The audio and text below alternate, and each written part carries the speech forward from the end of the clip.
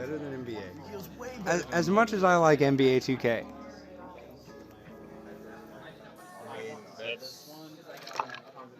That's like my least favorite, like football. What? It's your least favorite football? NBA 2K? This is on. The basketball game? Yeah, man. You did the thing with the sports? Absolutely. We got Monarchs, just the Monarch discussion, the great Monarch debate on stream right now.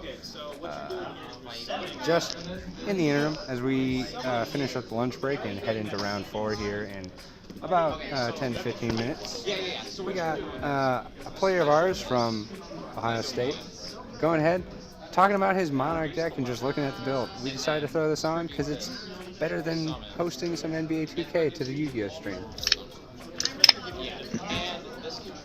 Now, if it was NBA Jam, oh well, that's a completely different topic of discussion. Boom, shakalaka, heat on fire. Absolutely. And boom goes the dynamite. What are we talking about? You ever seen that one clip of it was like a one-time NBA commentator who was super new, and he was super nervous, and he was just like, and boom goes the dynamite after someone dunked it because he didn't know what else to say. Do you think we'll see any of that today? That's going to be me. The entire stream. I'm just going to be like, I don't know what else to say. Better say something I think is funny, and then I'm going to just say something incredibly not funny. That's very possible. That we could see that out of me as well. But it depends on what's playing at the time. We all believed ourselves to be much funnier than we actually are. Which, until it comes out and no one laughs, except you. And you're just like, oh, I guess I should not speak. So what do we got going on screen here? Right now, the Great Monarch debate. They're discussing some ratios. Is Aether at 2? It's at 3, right? It's at 3 now. So it is now, right? Bump that up. Yeah, go ahead. Stormforth is at 3. Bump that Is it up. at 3? Oh, absolutely. The Wow. only thing that is keeping Monarchs from full power is Pantheism at 1. Yep. That's an absolute travesty. Hate it. I built Monarchs, and I was so sad. Alexa played Despacito. That's how sad I was. But thankfully, Aether came back. Hey, all right, so we have the final standings. Will be pulled up in just a second. We have the final standings for the Team Swiss for Top Cut. Yep, okay, so here are the standings. In first place is Ohio State Scarlet Team. Yay. In second place is Indiana. Nice. In third place is Ohio State's Gray Team. However, because Scarlet Team got more points, they will not be in the finals. In fourth place is Miami. Yeah! And in fifth place is Kent State. In sixth is Washington. And in seventh is Ball. The top 4 teams going to the finals will be Ohio So State top Team 4, Scarlet, Ohio State, the Hoosiers, Lugo, and KSU. Yeah, so it looks like Alright, so if we top can see 4 those teams teams for up Top here, Cut of the Team Swiss that we were streaming earlier has been decided. Also, if you are intending to go into the solo event, please come up here and we'll get you your registration slip again, and you can just circle solo. Right now? And they'll register. I haven't done anything yet. Yeah. Okay, so the teams eligible for solo are Ohio State Team Gray, Washington, and Ball State, along with any solo players that are here. Want to commentate? Come back up here and circle solo and registration slip and turn it in. Speaking of solo, we will be streaming the Solo Swiss coming up that we are hosting. So in addition to the Team Swiss that we are last hosting thing. today, So what we're we're going to also do for the hosting a Solo finals, Swiss like tournament the between Group our Swiss players. finals, is that player A will play player E. B will play D, C will play C, B will play D and A will play D. So we're reversing it. C will play C, and everything else will switch. Absolutely legendary. I know. If A plays E, and B plays D, and C plays C, then of course D will play B. D will in fact play B. And E will play A. So that's how it's shaking out for the Top Cut of the Team Swiss. But we're going to be streaming solo swiss as soon as that gets together. We're finishing up registration here soon, and so we should be beginning within the next 10-15 minutes.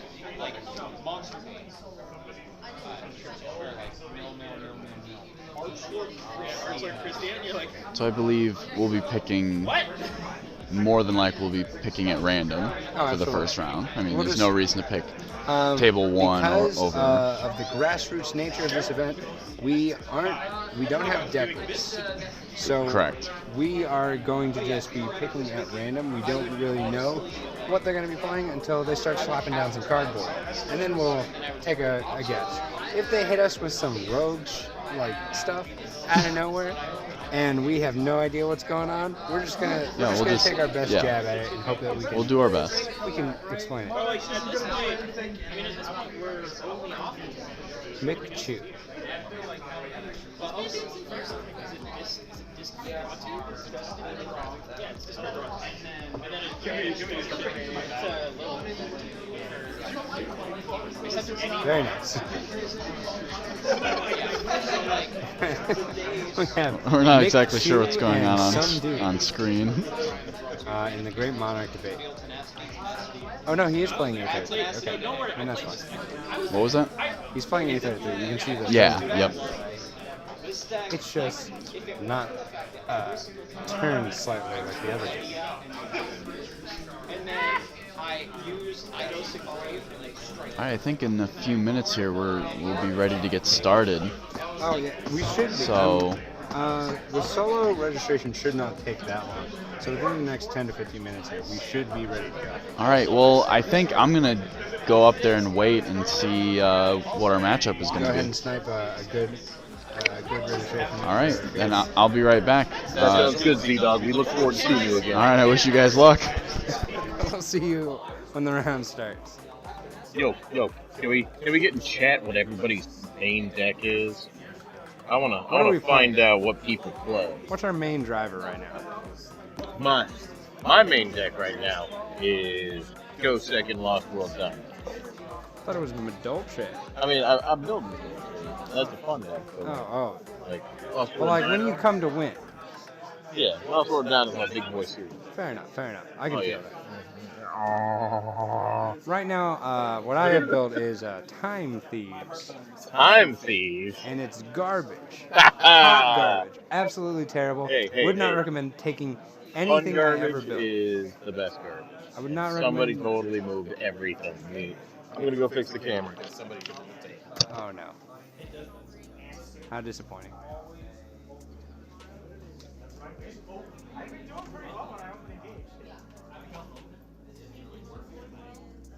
You know, I'm gonna enter solo. You wanna move it up a little bit, maybe? Yeah. That looks pretty good. Boom. Nice. Very excellent. Not to brag or anything, but I'm kind of a big deal. You're kind of an expert. I'm genuinely one of the greatest men to have walked the earth. Absolutely. Real IT. Because I can straighten the camera. You know, Lincoln, who? George Washington, never heard of him. Lincoln, more like Julius yeah. Caesar, that was very funny. Julius Caesar, a nobody compared to you. Who's Julius Caesar? A guy. Some dude. Once again, some dude, just a nobody.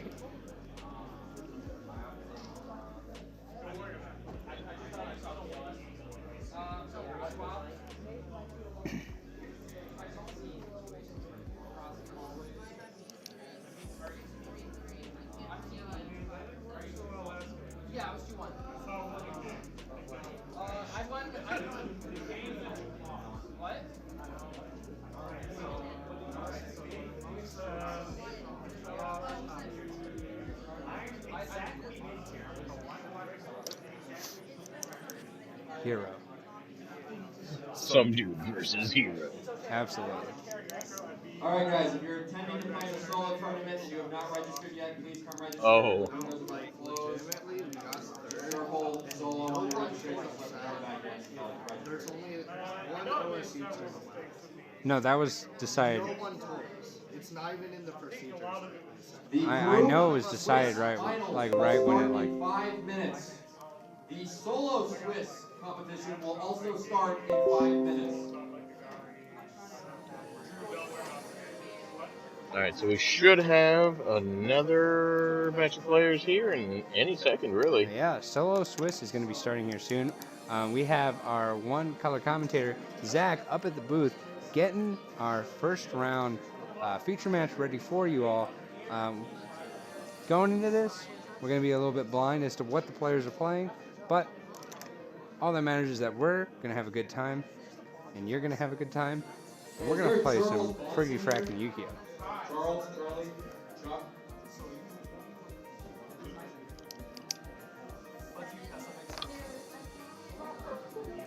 All right, Chuck, we need you. Right there? All right, do you have your cross ready? Do you not? We need your crossy. We need your crossy so we can get you an invite if you win. What are you doing? What are you doing? What are you doing? Why are you hitting buttons? I'm just trying to check out who's in the chat. There you go. Commander Root. You can do that from theater mode. I don't know anything about anything, man. I mean, that doesn't surprise me. I'm just living my life. Trying to do the best I can. I don't always succeed. I'm just making my way downtown. Walking fast. Faces past. And I'm homebound.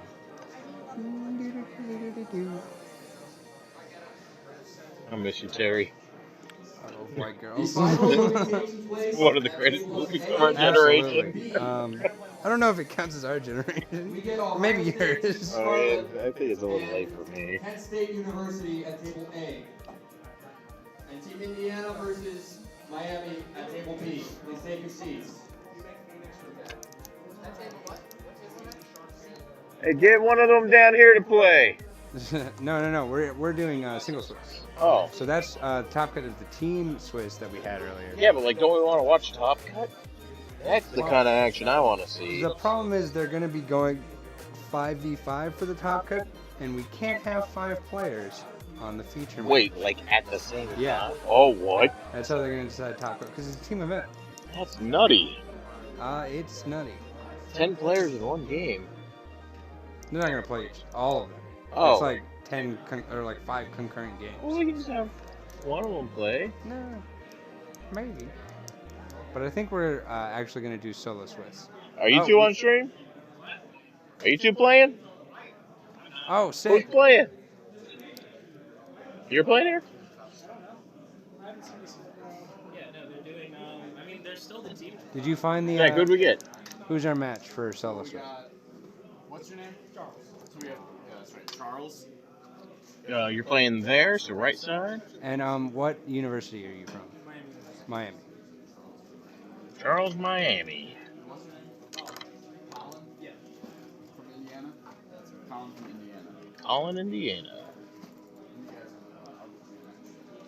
All right.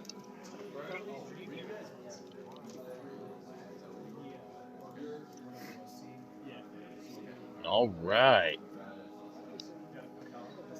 Who knows what they're playing?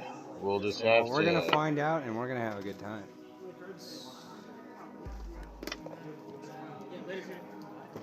I'll miss you. Goodbye. It's all fun here. It's all fun here. Is that my boy Conductor Time, Randall? Oh, yeah. I love those sleeves. Those awesome, classy sleeves. Very pretty sleeves. C is that feature, so there will be no C at this table. That's. Take a bait.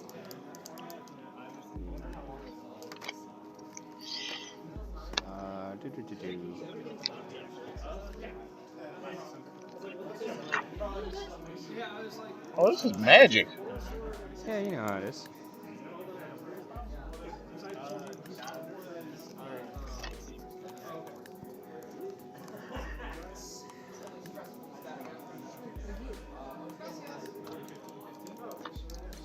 Where is Zach? How'd you guys do? I think we were third place. We got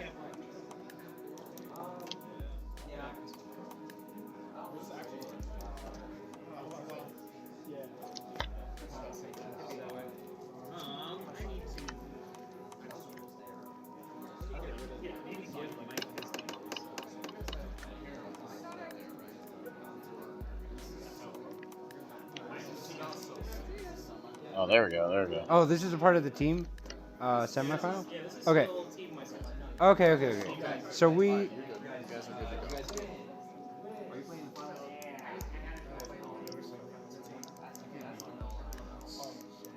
Because you guys are player C. You're the captains. You have to be their players. I think Card C's pretty good. Why didn't anybody run that? You're taking a single. Do we... Yeah. You're taking signing up bracket. Yeah, they're about to finish signing up. Yeah. Okay, I didn't know. Yeah. All right, you're good. All right, we're all good. Okay. So... Whoa. Who's I card? didn't know that. I thought so. Oh, You're okay. good, you're Scared good. the crap out of me.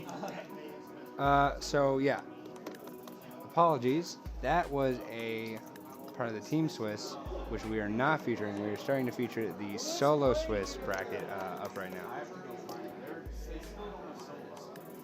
Yeah, the solo stuff isn't going to be up. So Alright, I guess it's... we'll be taking our time, but we will be getting it up very soon here. I want this.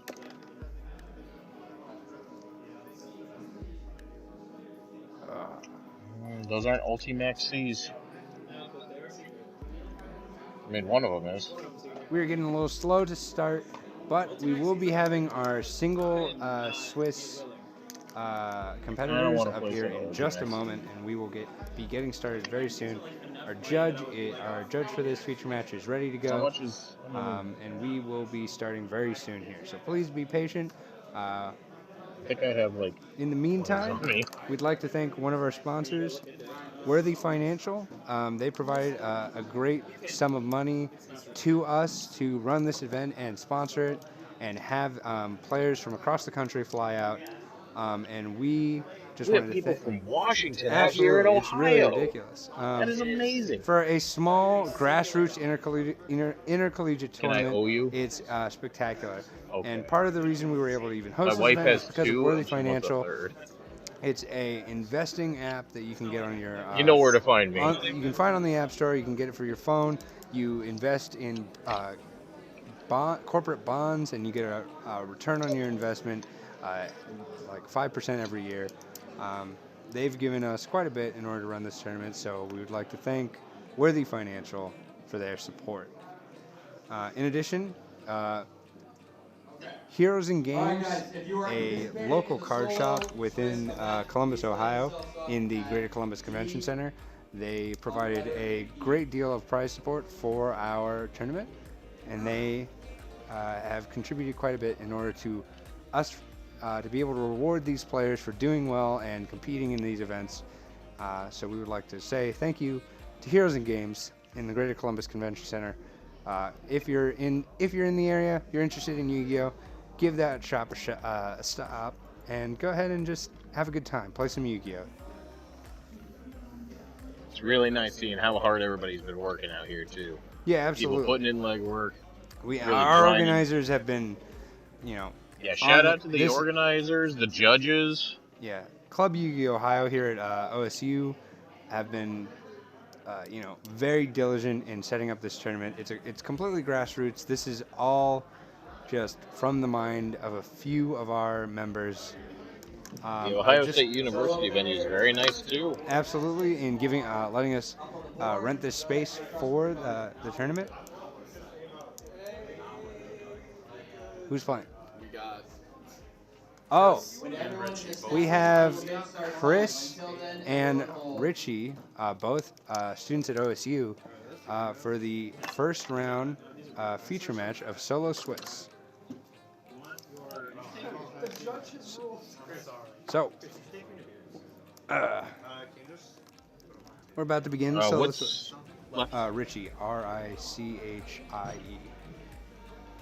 All right, so we got Richie versus Chris. Yes, sir. This is round one of our singles event. Our single Swiss event. Oh, we love you too, Evan. Thank you. Our judge, Evan, in the chat, hitting us with some wonderful love. The competitors in the Team Swiss tournament were given the opportunity, if Alright, so they we've got their the team dice didn't off. make the top cut, to compete in the Looks solo. like Chris got the I had to make Shizuku. roll. How do you put 5 summons on board? Okay, It looks normal like summon Ray. Chris might be able to Okay, choose. so I normal summon Ray. Okay. Again, apologize for the miscommunication earlier. It's no problem. We're gonna get this show on the road here in just a second. That's 3. Yeah. And I made Hayate. No wait, I made Hayate first. That was your mistake. No, I made Hayate during battle phase to send something, and I made Your first mistake, sitting down at the table crushing And me. then I made Shizuku and eating the beer in me. I was really sad. Bro, imagine citing the Guru into strike. But like, I just multi-rolled the Facebook group saying that we're actually starting. Like hit the Facebook group and let them know that we're actually starting to commentate. Because we had like 10 people in here, but we didn't have anything on that. Oh, really? Was that them? It might have been. They didn't say anything. But I just know we had some viewers, but they didn't say.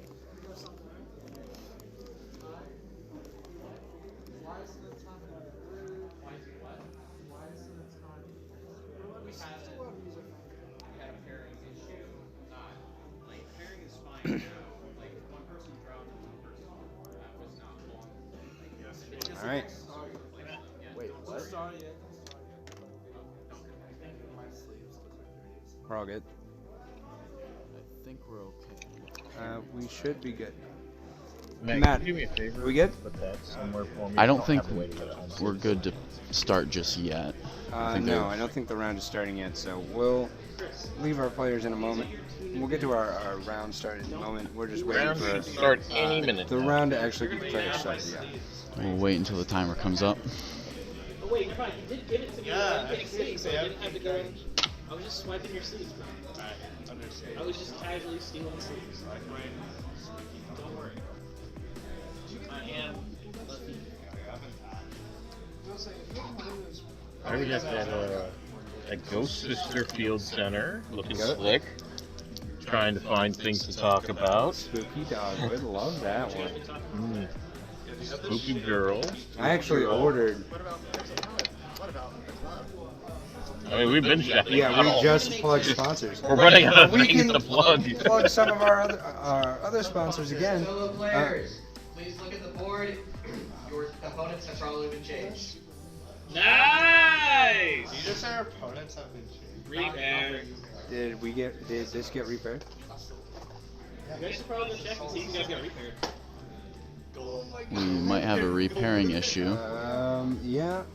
again, Well, unfortunately. it is what it is. We're gonna see. We might have gotten repaired here in determining who's With the playing in event the being solo. grassroots, there are, going to be some Yeah, this is a Well, first time event. hiccups.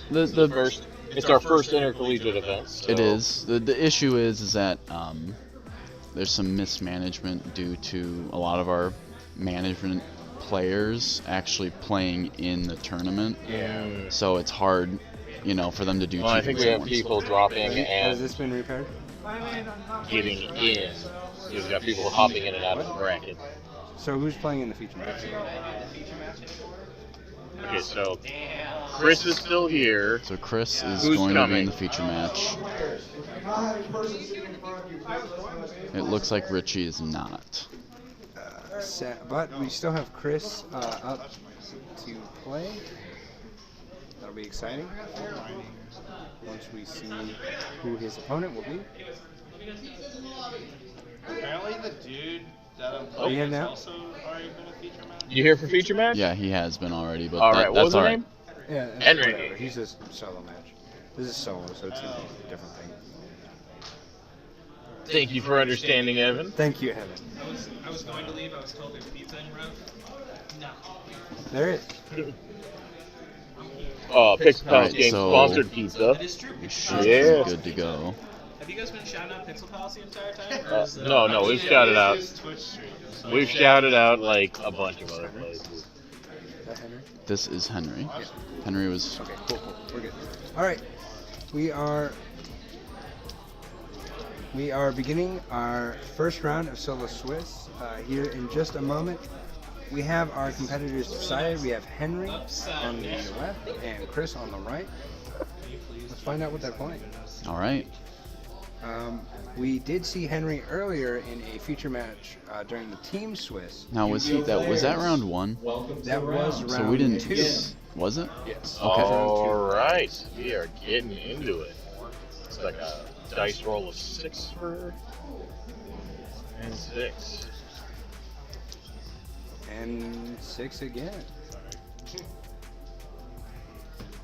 All right. Oh, no. I must have misread that. All right. It's a little blurry on the screen. Let me see if I can. Let's see. The Let's round see has started. who is going let's see who's first going here. first.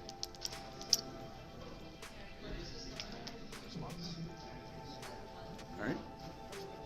All right. We see a Positive desires. desires from Henry. No response from Chris.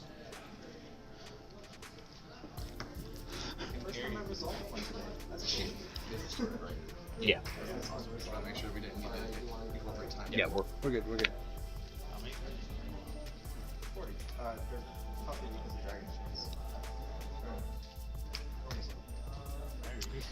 Now that's an interesting card. All right. I haven't seen that boy in a while. Yeah. So we saw this earlier. This was a card we saw earlier in the Team Swiss feature match that we had no idea what it was. Can you look that up for us? I am.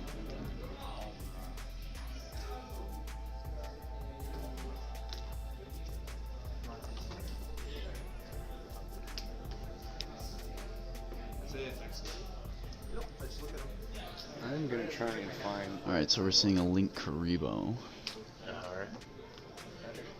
Are we Link sure? Karibo's a nice safe Are we play. sure we know what Henry's playing? Not exactly. Based on what we saw earlier, he should be playing the same thing. I would imagine. Considering that card is still there, he's probably playing the same thing. But of course, we're close enough to our competitors that we don't need to We don't want to say. say. Yeah. For those of you who don't know, we are about 6 feet away from the competitors. So, speaking about what we may see in their hand on stream or what we may believe that they are playing would be in poor form. So we're just going to commentate on what is actually live happening. Because Whatever actually hits the field, we can talk about, More back row. Link or Karibo, whatever's let's already go. known. Came for the EVI stage pizza.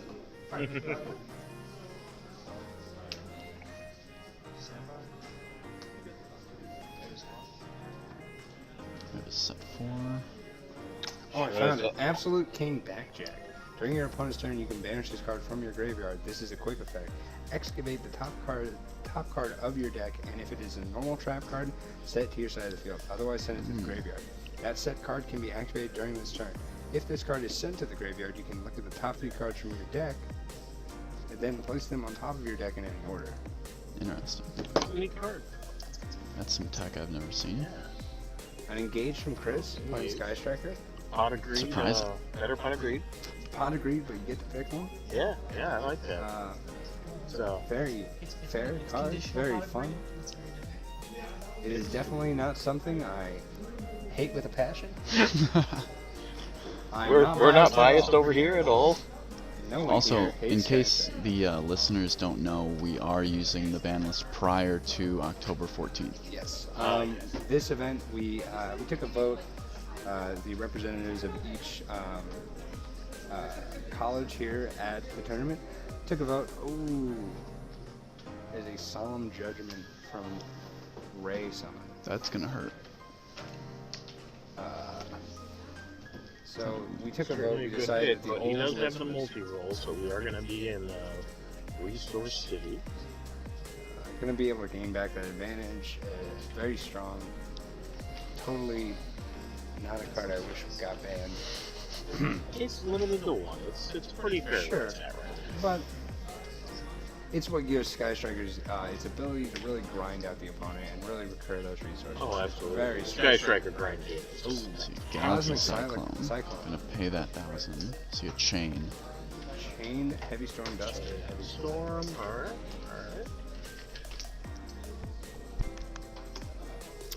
And there is the Second engaging.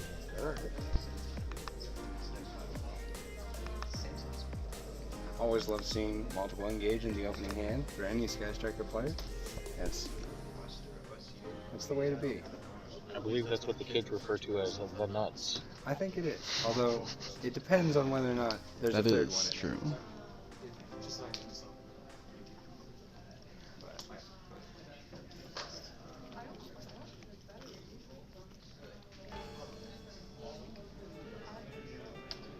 There's some thinking going on here. Yo, dog. I heard you might want to bring the commenters some pizza. Preferably a different piece We can't than the eat- one that you're We currently can't eat eating. on stream. Our wonderful sponsor, Pixel Palace, purchased pizza for the entire venue to Yo. allow our competitors to get a quick bite to eat and feed themselves, nourish their dueling minds. So it's very nice of them. Full Imperial Goods, activating Metal Plus Fusion. Let's see what he gets off the top. It's not going to be table right now. If he draws the right piece, we'll allow him to extend even further. Absolutely. What would you be looking for in this situation? Probably another ring. Area 0 would go a long way to helping his game plan, I think.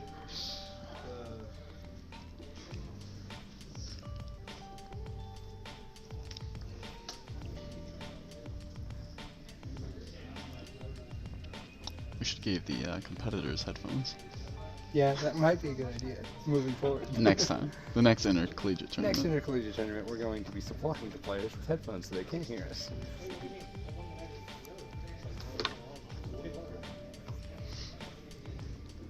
Don't forget to Pot of like, comment, Desires. favorite, and subscribe. No response from Henry, so that's going to go through. Let's see. Did he get what he needed off the top?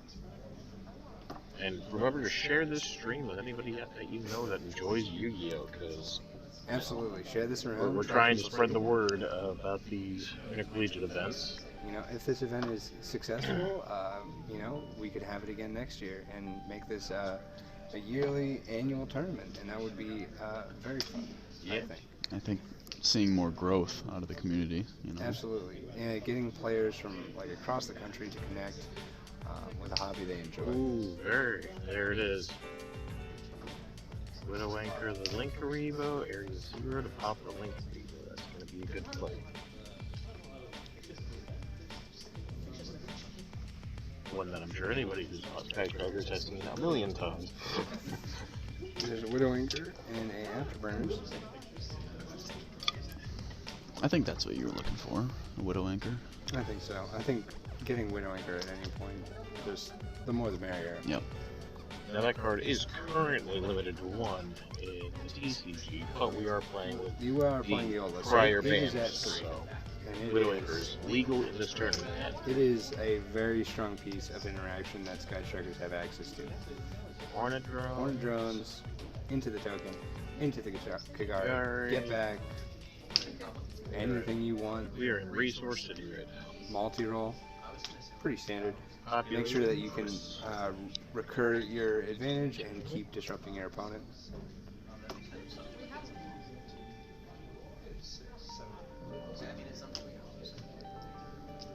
So Kagari quite boosted up, can swing directly. No response for Kagari. No, he just letting that through. Which, I mean, at this point, he's expended quite a few resources to get multi-roll off the field in the first place. Yep. So it makes sense that he might not have what he needs. Shizuku, in phase, probably perform the old Shizuku shuffle. Get a quick play, chain it, set that and something else, off multi-roll. And set up for a pretty strong board state. Oh, getting Afterburners. Very strong card. Very strong card. Able to remove a face-up card and then just another card off the field. So you can really mess up this back row heavy deck that his opponent seems to be playing. During the end phase, Henry's thinking. Some checking of the graveyard. Unsure as to what Henry might play here. The graveyard can certainly hide a lot of surprises. A Canadian, I believe that is. Or I don't recognize the Paleozoic monsters, so. Neither do I. I'm really no use to you. But I know does what they a do. thing. It does a thing. It does do a thing. He did not have one in the graveyard though for that. No chaining.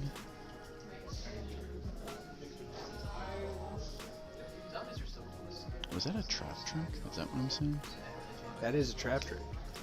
That could be good. And that was an Chain the Olanoids, Paleozoic. which Alright. pops a set spell or trap.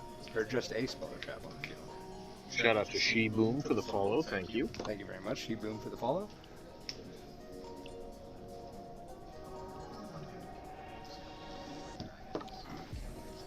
Sending a Dynamiscus. Well, banishing a Dynamiscus. So he'll be Banishing able to set Dynamiscus one. on trap trick. You set a Dynamiscus. And Dynamiscus I does. believe is the discard, pop anything on the field. Banish a card and Banish face up card. Banish. Okay. Which could be more than a little Might not be in annoying. the equation anymore. Alright, he draws for turn and see what exactly he's going to do. So here's the Olanoids on field, summoned off the activation of Trap Trick.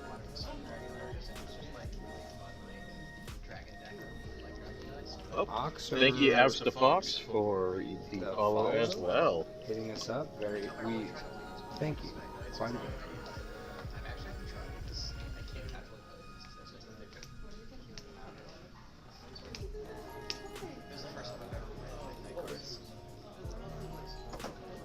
All for their decks. It's more of like your pieces you need to get from it. So I didn't activate Pretty tense moment. Depending on the next sequence, Yeah. just swing one way or the other pretty heavily. If Henry manages to get rid of multi-roll with It's gonna really hurt the Sky it's Striker. it's gonna really hurt Sky Striker. Resource game. Ooh, Ronin Toad. Ronin Toad. Here we go. Here we go. The frog plays begin. We've got Frog Engine online. Of course, Ronin Toad. One of my favorite cards. Very fun card. It banishes a different frog monster from the graveyard to special summon itself if it's in the graveyard. I don't think he has any frogs in the He graveyard. does not. He doesn't, but he that's can make easily those remediable into through totally awesome. Which is a totally awesome And there card. it is. So we'll see the Toad drop. That's a great boss monster. Sure is. Froggy boy is good. One froggy guy. One just lad. A little froggy lad. Hippity hoppity, he's about to disrupt your property. So we're gonna see an activation of Toad, and it gets ashed. Sending the Olanoids.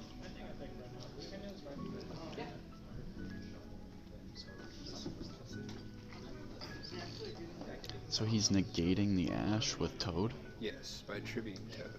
Okay. Which will get him the dupe.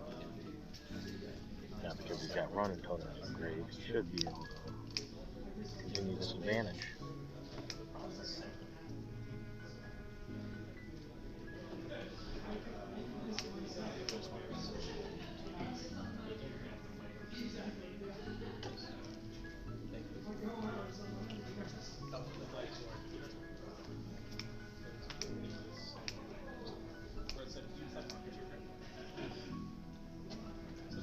Viewing the graveyard once again. We'll see a graveyard check.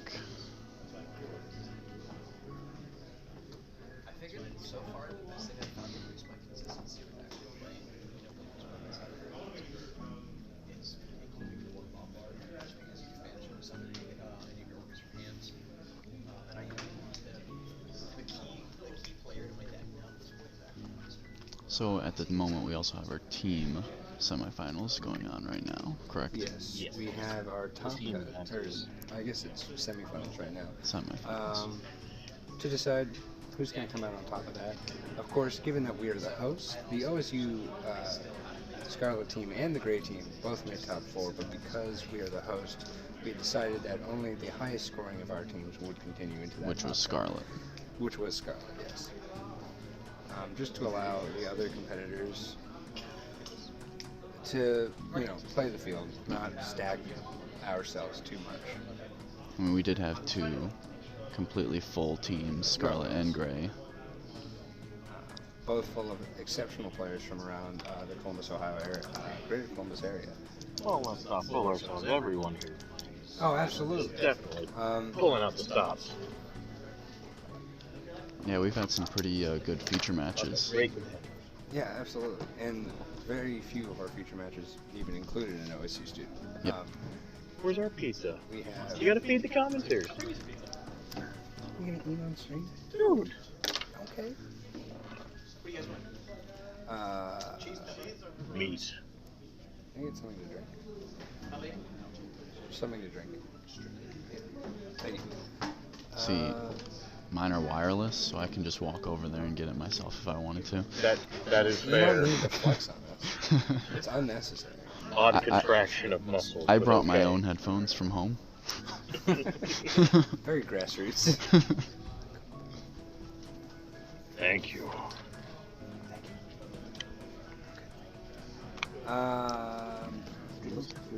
So we have some thinking. Nope, looks like we did the vanish. Oh no, Multi-Roll's in the graveyard. Oh, thank you. Yes, Multi-Roll is in the graveyard. Thanks. I think he. Thank you. I don't know if you heard.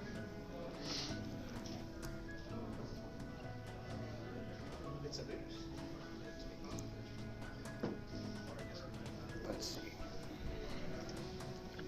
An Afterburners. Targeting Afterburners. Olonoids. Yeah, I probably don't want to target the frog on field. No, you get a search if it's sent to the graveyard. Yeah. And that's just gonna accrue more advantage. Although Olonoids, I guess because it was special summoned, when it leaves the field, it banishes itself. Because it is banished.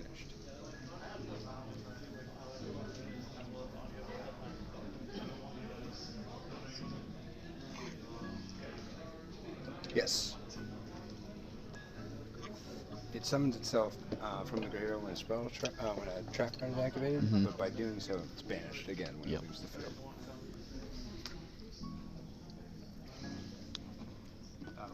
Canadia?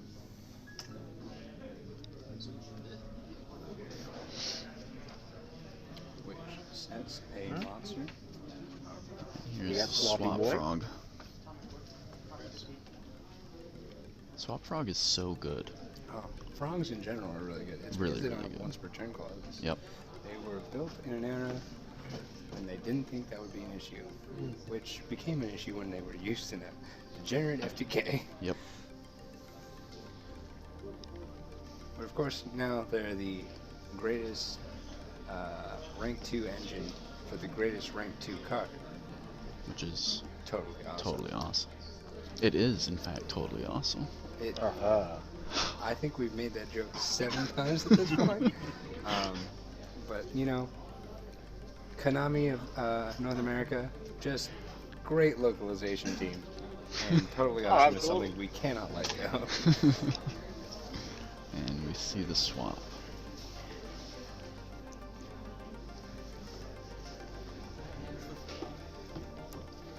Quick read of the swap.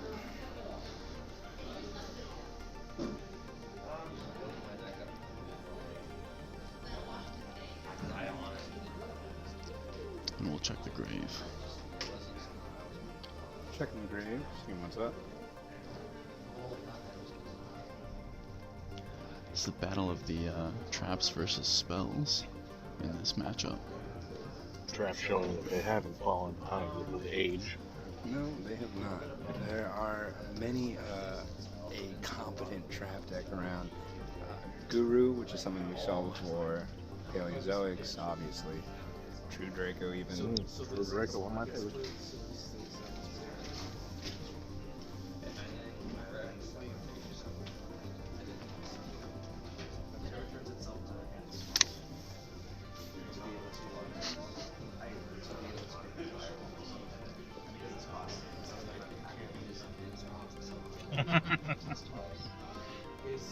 Agreed, Alex.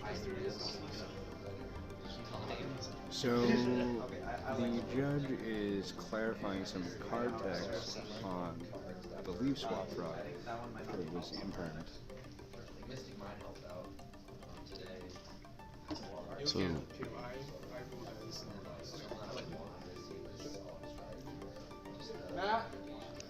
we're getting our head judge over here. they're Just to ruling clarify on Swap something. Frog. Hmm? Got a ruling on Swap Frog. Yeah, I believe it was impermanent.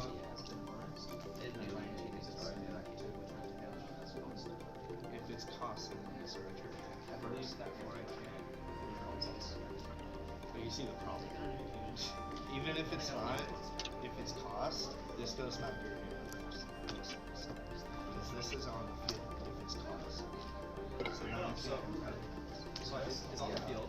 You have permanents that I want to. I don't remember what it is about. Because it's cost. sorry. Right, but the cost. No, that's not the problem. Is we're just trying to figure out what this is costing. That's the cost.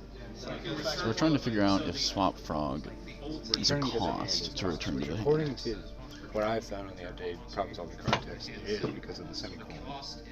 So he has an older text Swap Frog, so that is Which the is issue why here. I know we have the head judge coming over. Which I know for sure it's cost, and he can definitely bounce it back. Yeah. Right. Yeah, even despite being broken. It's the same thing as, what is it? Snow and Tornado Dragon, where if they have skill burn, you banish the Tornado Dragon with Snow, and then Thunder Dragon still resolves.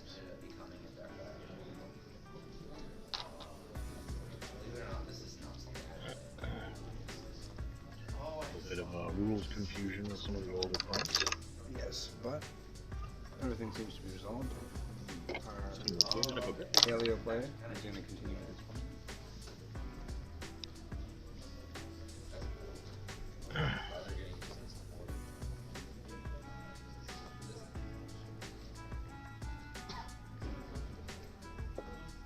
Which will allow him to gain another normal summon of a frog monster that isn't Swap Frog. Special summoning Swamp Frog on the effect to discard a water monster.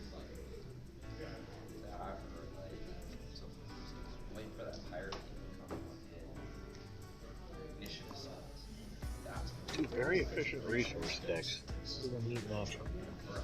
Absolutely. Sending a water monster from deck to grave, I'll Swamp Frog summon. Level 2 water monster, sending you. Excuse me.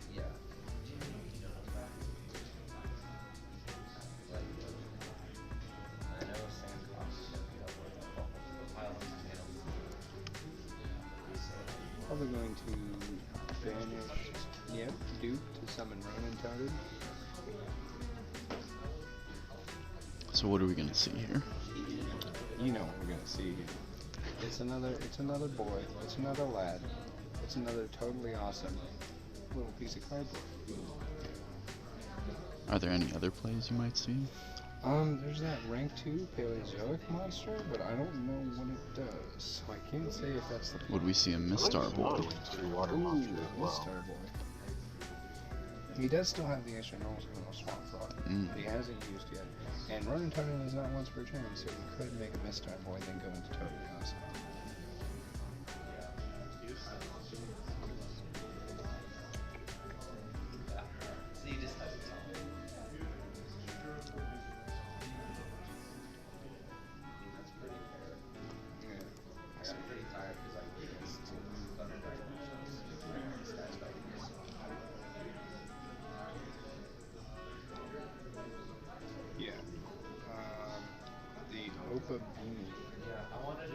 The Paleozoic rank 2 allows you to activate Paleozoic trap cards from your hand.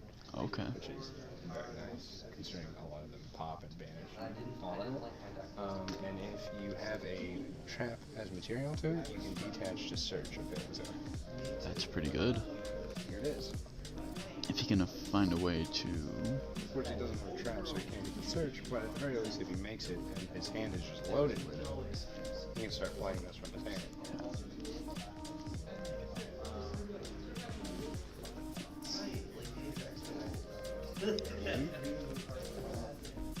Or Miss Starboy. So we have 15 minutes left in the round. This is game 1. This is still game 1. I believe we're on turn 3 right now. You know almost something to deep frog. So we did see the Miss Starboy. Miss Starboy and then Ronin Tournament, not once per turn, of course, banishing a deep frog. You summon it itself. And we're gonna see a link. 4 or 3. I would assume 4 because you made Miss Starboy. What's that gonna be? Whirl Sword. Whirl Sword. Okay. A legendary card. So what's the amongst next play? current meta Okay, players. he's gonna... The OTK We're going machine. game Oh, 2. we're going to game 2. Okay. Whirl Sword was enough to seal the game. Because you just Ronin Tournament again. Yep. Start making some swings. And yeah.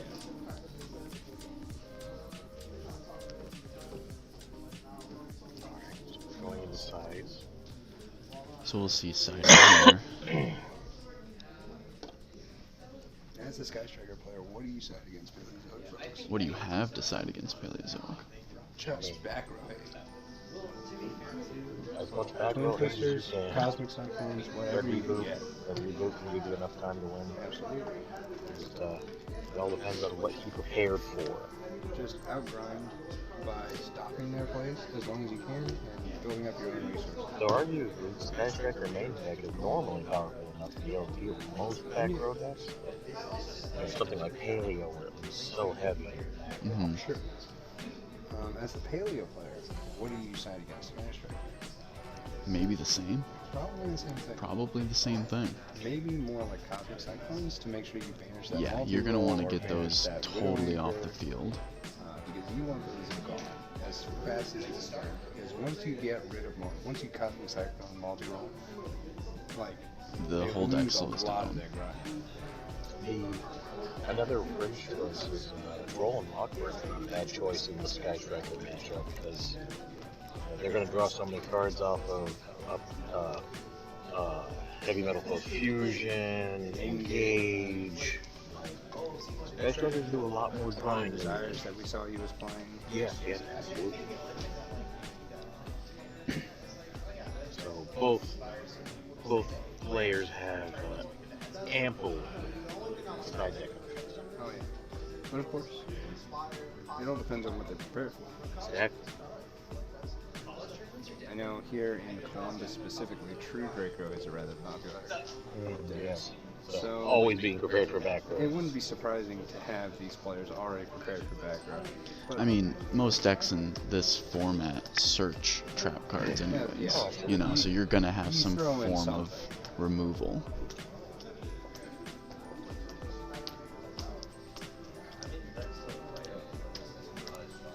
we have about 12 minutes left as we go into game 2, round 1 of Single Swiss.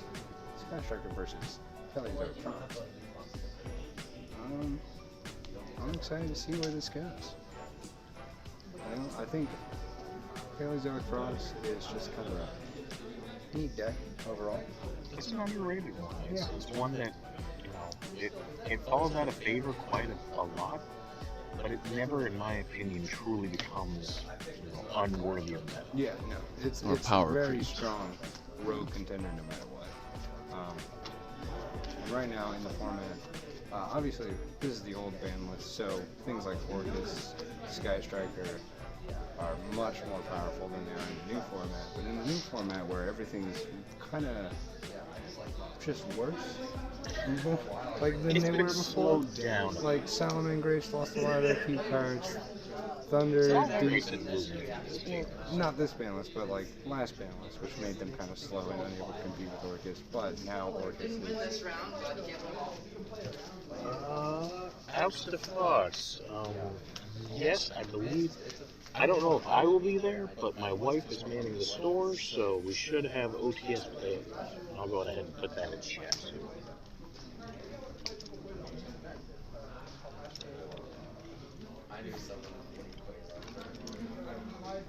So going into game 2, Sky Striker is going to go first, throwing down a Terraformer. Let's see what they whip out. Area 0. Nope, looks like we're already in game 1. Terra getting the area 0. Loading up the graveyard with a spell. Yeah, we get that value train going, because of course Sky Strikers want that free spell in the graveyard. Area 0, Take that targeting additional value. And he reveals multi-roll. There That we was go. good. That's That's about a as good one. ooh, but he had to sacrifice the impermanence for it. That's a little bit disappointing. I mean, if your hand is the To be nuts, fair, I personally would be happy with multi-roll for practice. I agree. But if that's the most, if that's the card in your hand that is most sacrificial, I think that puts you in a pretty good situation overall. I'm almost surprised that impermanence is still named at this point. Why didn't he side it out? I mean, against Swamp Frog. That's a good point. I think So it's maybe just it really generally- wasn't. Like, I mean, totally awesome. It's totally awesome. It hits. Yeah, you're right. Paleozoic monsters. Swamp Frog specifically kind of dodges it, but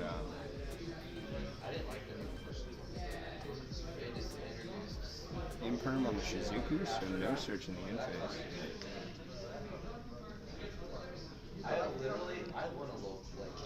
Alright, we'll see.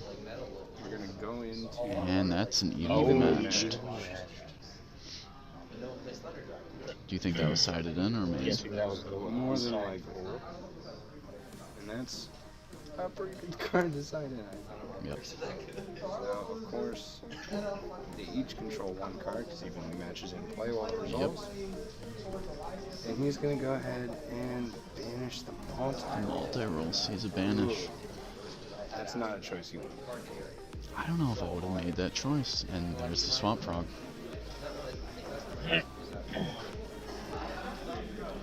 Swamp Frog sending the run-in totem.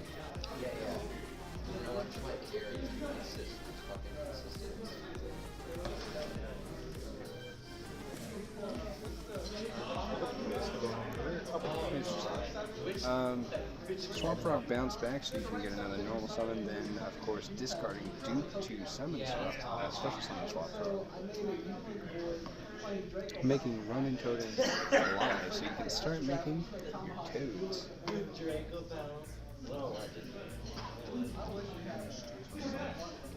And here it comes.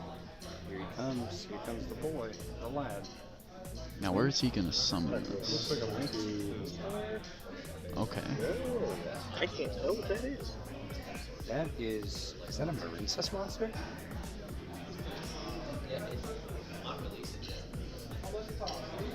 That's a strange inclusion.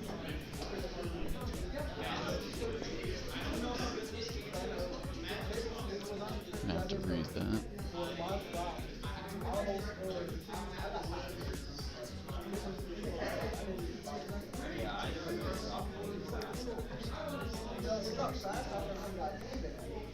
So I have no idea what that Marincess monster is. Yeah, if you get a read on that, we'll see a totally awesome drop. Totally awesome. I mean, whatever that monster is.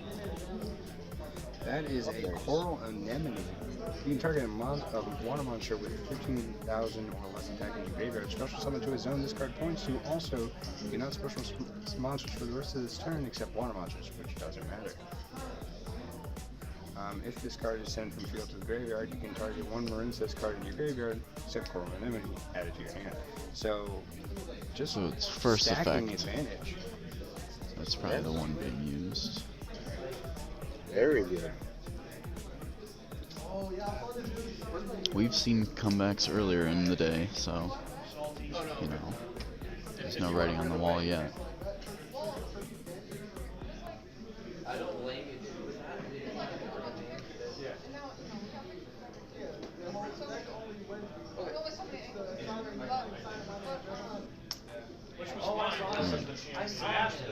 Targeting the toad. He's gonna take it.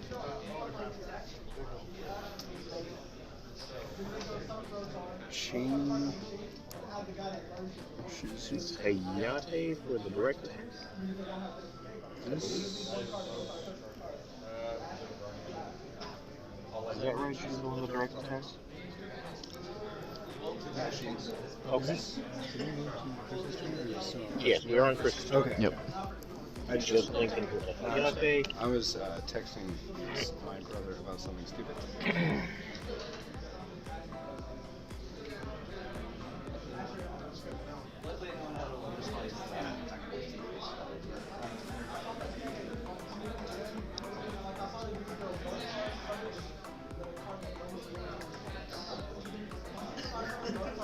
We're gonna see a trap trick get played by Henry. I don't know. I don't think he has any Paleozoics in the grave. Do you know? I don't believe so. Okay, so he's gonna get an Send impermanence. impermanent to get it. Of course, impermanent Hayate.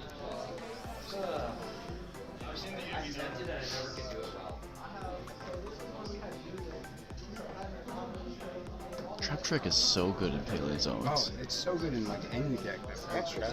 Highly. And you got that reprint recently that dropped its price dramatically. It was like a $20 secret or something.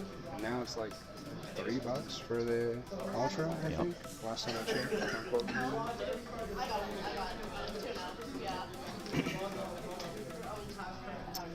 Ray, I think, chain Hayate. So we have about 3.5 minutes left. This. Okay, we'll see the Kagari. No response. Get area 0 back.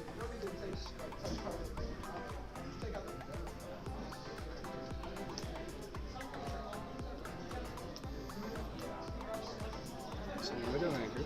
That's pretty about good. what you wanna see off the top. Pops the Ooh, and that's impermanence sacrificing again. other impermanence. That's Wow. But he has the Widow Anchor, and that accomplishes the same thing, if not more. Probably more. I mean, At if you this- choose to steal the monster. Yeah.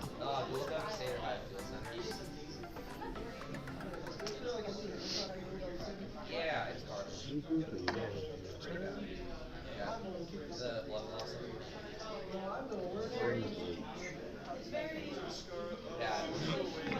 Not much of a surprise there. Yeah, no, I got 3 because I wanted a bunch of the side cards from it. I pulled 3 fucking Yugi. And back to Paleo Henry's turn. Go to search a. 2 flip flops and 1 ghost. Well, that's good. Yeah. 1 Melon. I had Winter Cherry. I got it. And then. No special ones.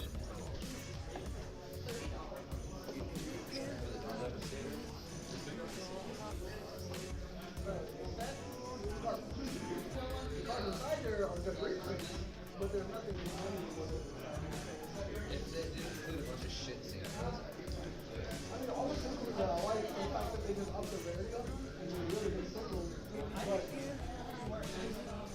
I wish there was better cards. It's 30. I think Henry has a lot of advantage right now. We'll see what he does with that.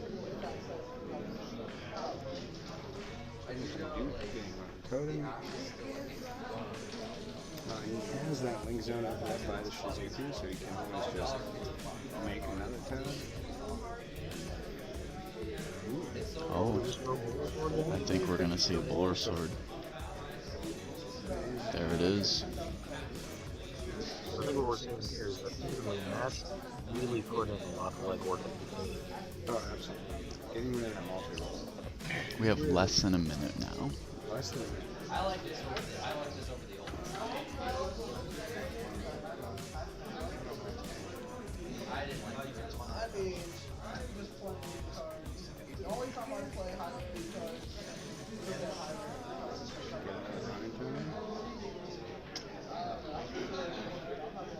Overlay.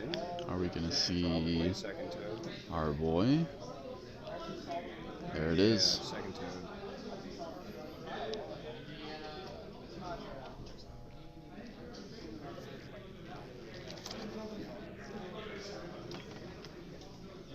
10 seconds.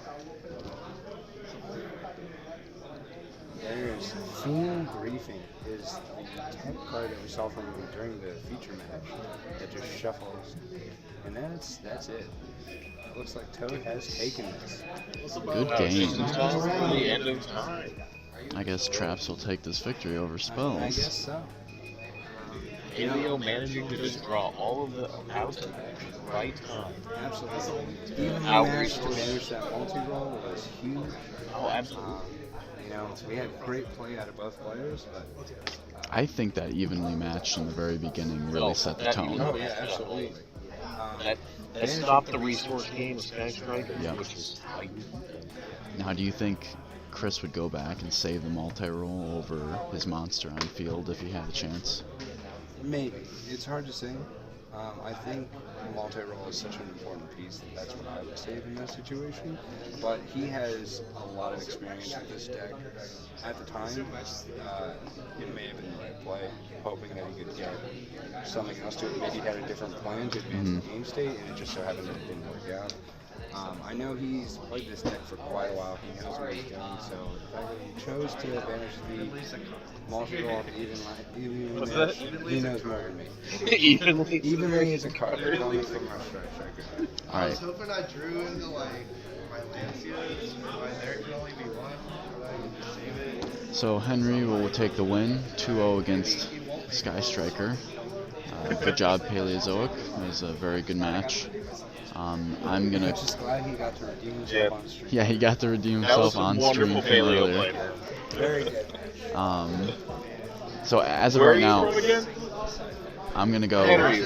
I'm gonna go and see Oh, Henry from what the next Washington? matchup is gonna be right now. So I'm gonna take a quick break. I'll be right back.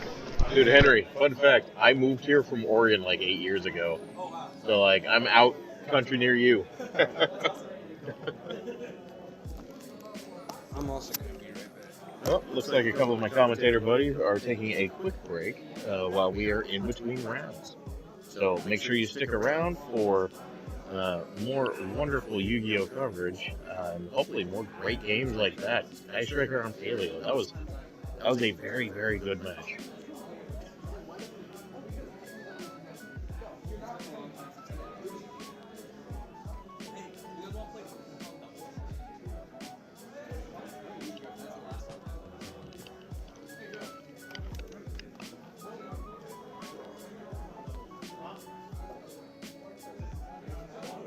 Feature match players, fill out a match stand. Thank you.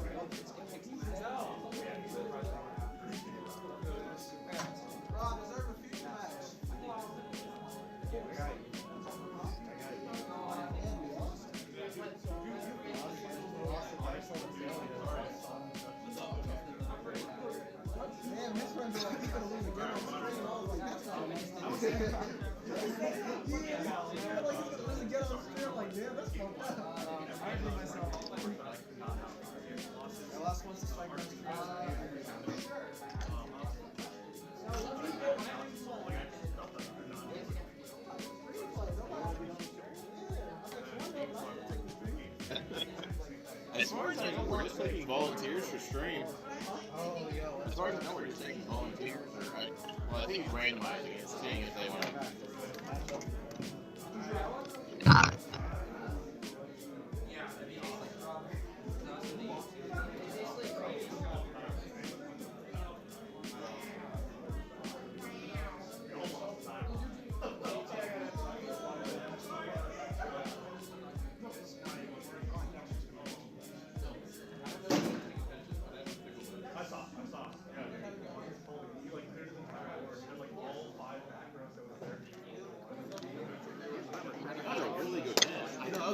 Well, it was really good for Philly, so. But, I mean, Sky Striker was digging, trying to find answers, but I mean, like really cool paleo honestly, play. granted, you know, seeing two very grindy decks go head to head, I mean, the first game took 25 minutes at least. Yeah. You know?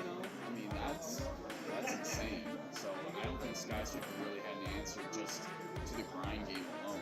Mhm. Especially with that evenly. Oh, that evenly game was so pivotal.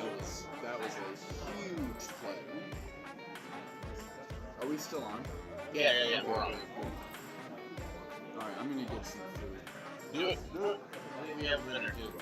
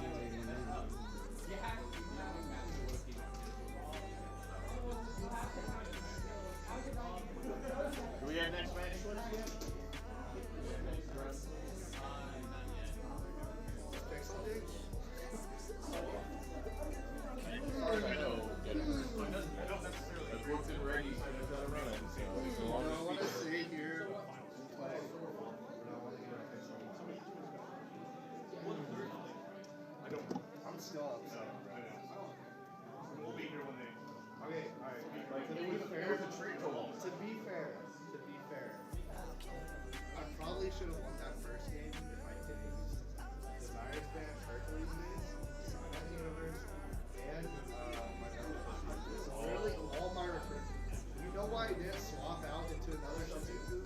I had no targets in deck. Because I vanished. So I'm just like,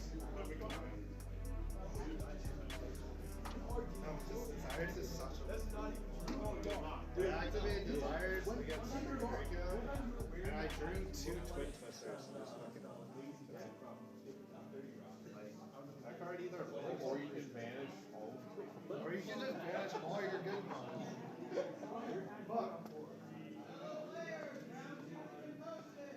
All right, we got the round 2 pairings, so we're going into the next round. Let's see who we have. Hopefully this next round is just as exciting as the one that we just commentated. Looking forward to it. We went, grabbed some water, quick bite to eat. We are ready to commentate this next round. Well, I am still waiting on Zach is getting our pairings, figuring out who's playing on feature, and then My boys is finishing sucking down the pizza right there. So yeah, we are getting right back into this. Really looking forward to it. That paleo match was great.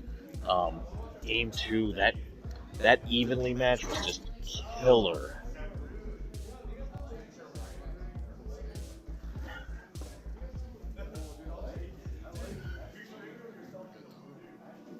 All right, so it looks like we are getting right into it. We've got. Sir, what was your name? Max? All right, so we've got Max here on the right. Joining back. Versus. Do you know left player's name? William. Left player name? William. So we have Max against William. Right. Excuse me, one. All right, I'm hoping that we see some more wonderful play. So a little known fact, Max placed, what was it, 8th at Nationals this year? Oh, wow.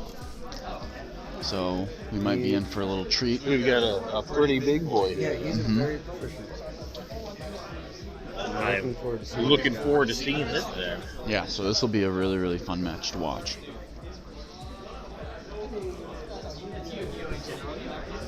Thank you, Booth.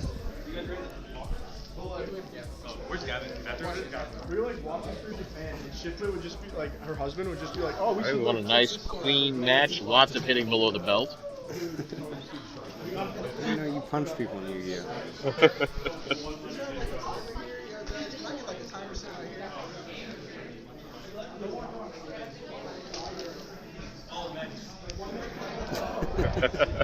Zach with the big brain plays. Wireless headphones, so I can. You know, mine's wireless too. Oh yeah, that's true. But I didn't bring a I wire. just forget So. that mine's wireless because I'm obsessed with keeping plugged in. High quality H2O out of a monster can. Yeah, let's say. I- Very much. There's a water fountain right there. Like, I have it there. It's close enough in proximity. Yeah, it works. It works. Or wait, do you fill it up with water? Yeah, this is water. Oh, okay. Finals and I see. solo round 2 starts now. Good All luck, right, players. here we All go. right, we are into it. Getting right into it.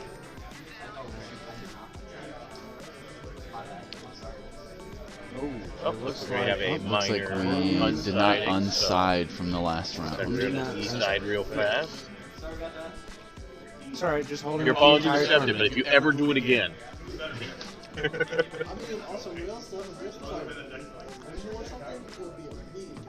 Wait, really? Oh, wow. And it's a warning too. Okay. It's a solemn. Solemn. 2,000 life points less.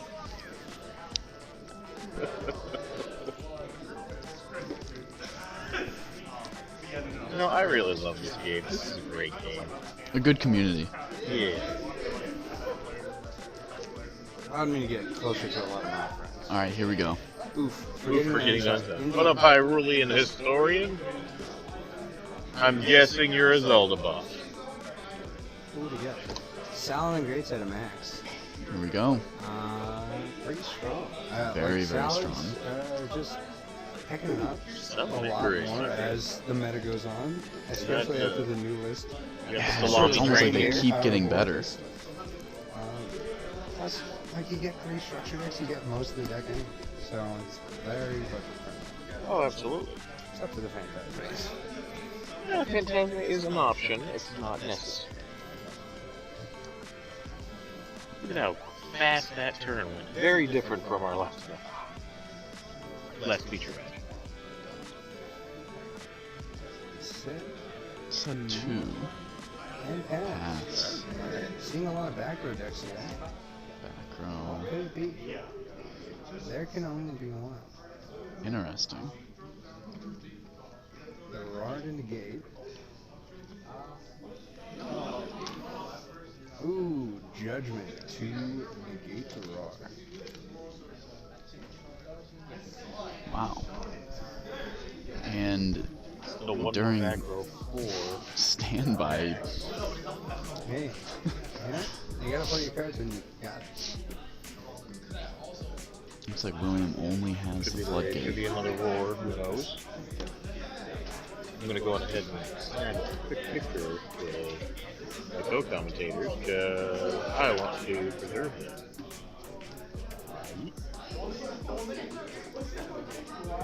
Zach with no emotion whatsoever in that picture.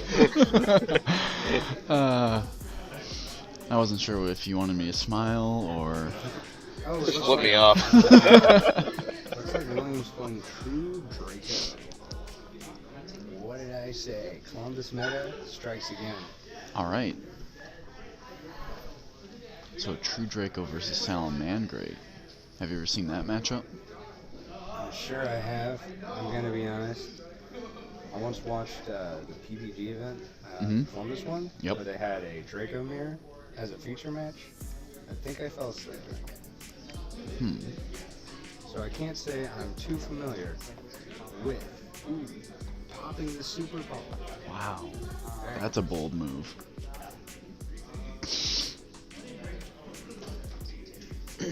Goodbye, Valence. Phalanx now in grave. I don't know what any of the True Draco cards do, so I'm hoping you guys know. I can take a swift guess. When That's a card is very activated, you can add a card from deck to I hand. think so. Like if it's set, right? Well, we'll see what happens here. Yeah. Yep. So he's gonna chain. Add a spell.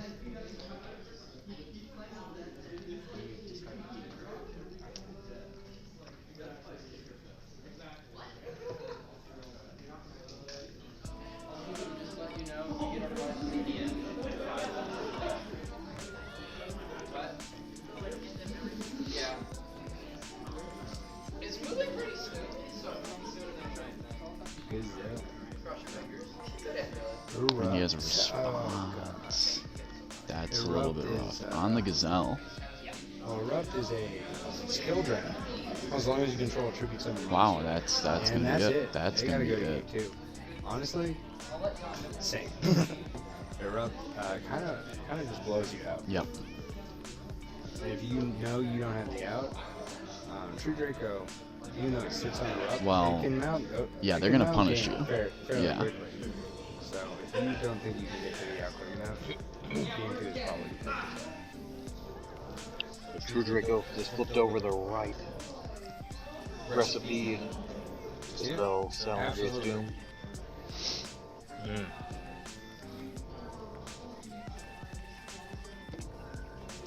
True Draco showing that Floodgate's still good here in 2019. Oh. You're not the only one. We saw Guru earlier, and that makes a pretty good case for Floodgates. There can only be one. Okay.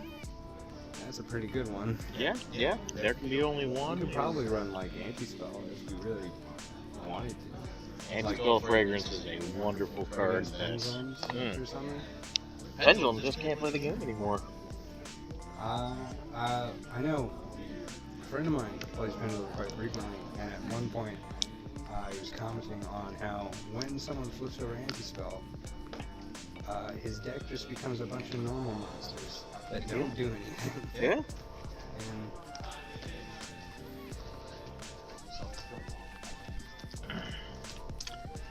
Alright, shuffling up for game 2. True Draco floodgated for game 1. Let's see how Salamangreats adapt in this game 2. What do you think we're going to be seeing as far as siding goes? Definitely some back row hated Salamangreats. They need to have immediate responses to those floodgates flipping. absolutely. Maybe if the high level prediction, a mask for strict. which just turns off. Do you anything think True Who is that would be signing Well, that's sided? the Trick thing, in is 2019? in Columbus specifically, I know True Draco is really popular. So it That is might have fair, been the that is next fair. level play where because Maybe. Max is an experienced player, he knows the meta. He might have made that call because he knows he's facing a lot of True Draco, or at the very least. You're going really in depth with this. I That would like be it. a 4,000 IQ play. Honestly, though, Truly. if he pulls it off, rip in peace. True Draco has nothing. Rip and tear, rip and tear.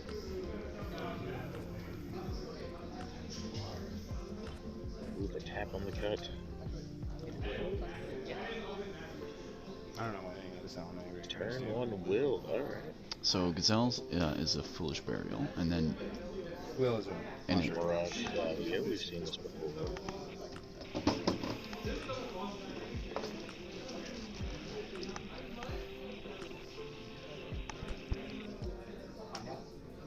Special summon. sorry, I was having technical difficulties. What is that? Yeah, sorry. I got some interference. Yeah, that was Jack on my Dandelion. part. This is Mirage telling me something back. Yes, Mirage Value did summon from back. I don't know what anything is, so I'm just like. Sound like Wolf? I played this deck before the Dark Ages and the multiple ban list hits, so Well, then you're gonna be my go-to expert on this one. it's a pretty simple deck. Looks like he's doing a lot. It's mostly just flowchart. Sure. I think that's how most decks are. Yeah, that is fair. That is fair. I mean, you look like you're doing a lot with Orcas, Some, but it's some really decks have a good. lot more flexibility. Make two monsters, Phoenix, Mermaid, Summon Nightmare, Banish Nightmare, Summon Harp. It's one play. Hard relinking Sunlight Wolf. In order to get that resource back. Get that read, I believe, from the graveyard. Setting 3. Wow.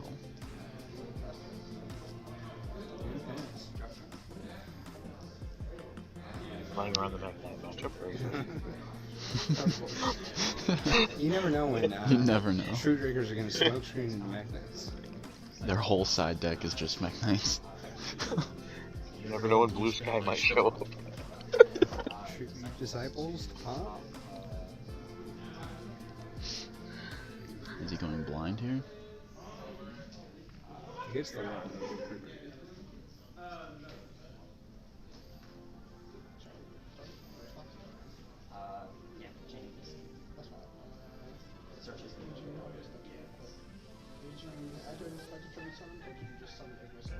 No, I use the effect.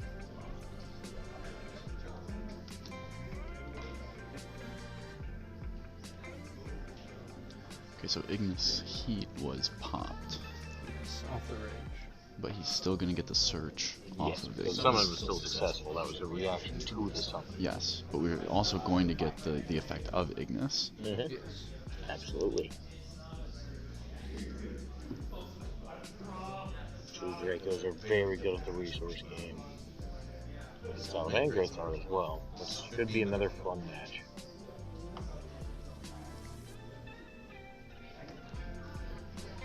Kind of grinding. Able to destroy a card in your hand to search a True Draco card. Such a powerful card.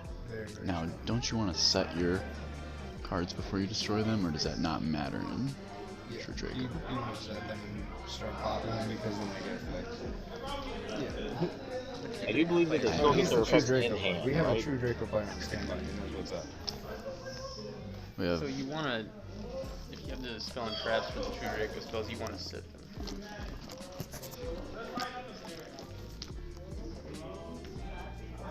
Go off. It's alright. It's just some music, bro. It's just some music. This is the live stream. this is a little bit delayed here. So we have Mike with us from Club Yu-Gi Ohio. One of the tournament organizers here. How's it going, everybody? And the resident True Draco expert. Dino Mike. Currently, coming Mike out. is an expert in True Draco, so we'll hear what he has to say. How does True Draco play? So the main things they want to focus on is they are more of a going second deck. Now, honestly, most people think they're going first deck with all their trap cards, but they can play second really easily with all of their trap and spell secondary effects that will pop cards on the field when they're sent to the graveyard. And so it's better to set the spells and traps on the field rather than destroying hand, because with True Draco Heritage, you can use its effect to draw additional cards once you've sent certain cards from the field to the grave. Very insightful. Duality into card demise. That's a good hit. All that advantage to the left comes from. I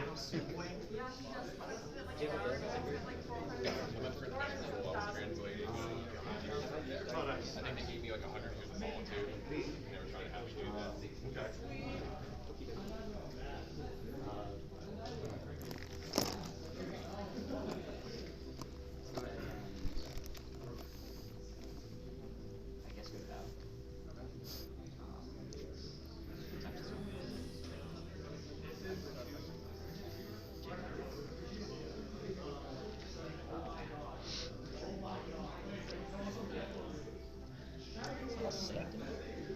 I believe it's a snake. Oh yeah, that's the same. Strike. So don't have the effect sunlight wolf. Early source effect. And then we're also going to show out special summon for the rest of the thing.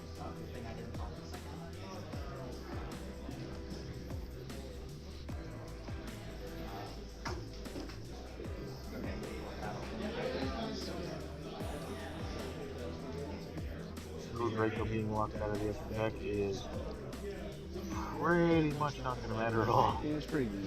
Is this game 1? Game 2. True Draco took game 1. True Draco got perfect attack. Floodgate. Is he playing an extra deck, or is that his side deck?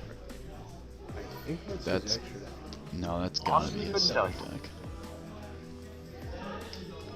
I'm assuming. Is that a side deck or an extra deck? That's a side deck. Yeah, that is So his he side has deck. no extra. Well, I don't know, man. Some people's sleeves are extra deck with the same sleeve. Some people are literal monsters. I don't know. You're playing True Draco. How do you feel about someone Inspector Border has? Oh God. Listen, you don't need to flex on me that hard. That's basically been my experience with True Draco, is summoning Spectre Border, set 4 pass. Yeah, I remember the first time I played you at locals. I did that. And I was just like, alright, I guess, sure. I don't want to play anyway.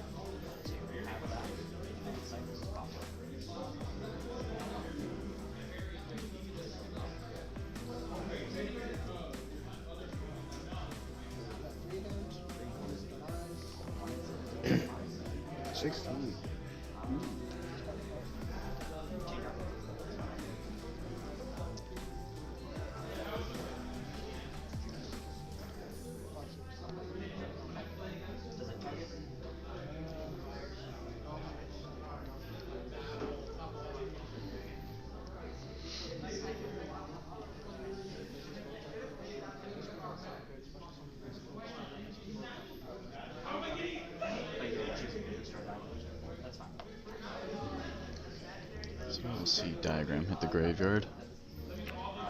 I'll see something.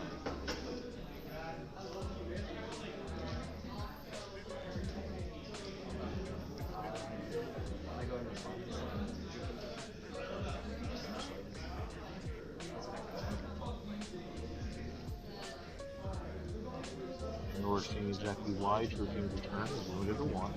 Very powerful card. What did he do? Resurrection Graveyard and speed 1 or put Yeah, whatever. You know. Magic terminology. Like a lot of Magic ladies, sorry. Magic terminology is close enough. I know what you meant.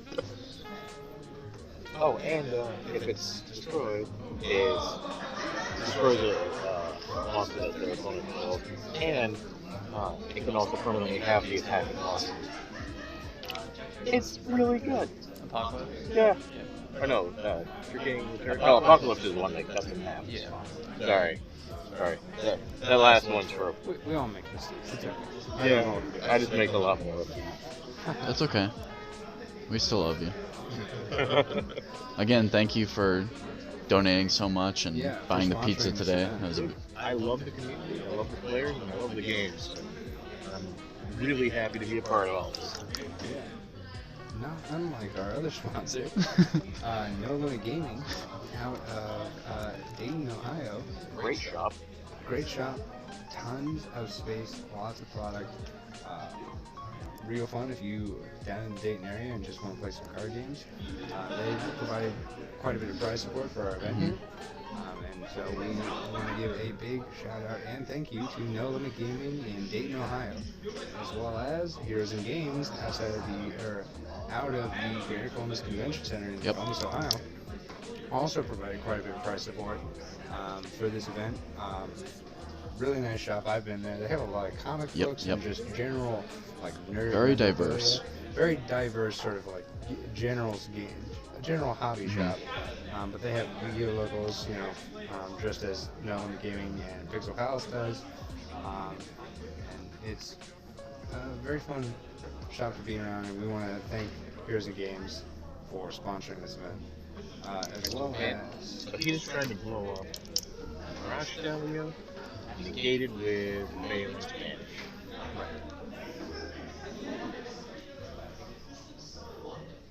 Search, ability, made certain free.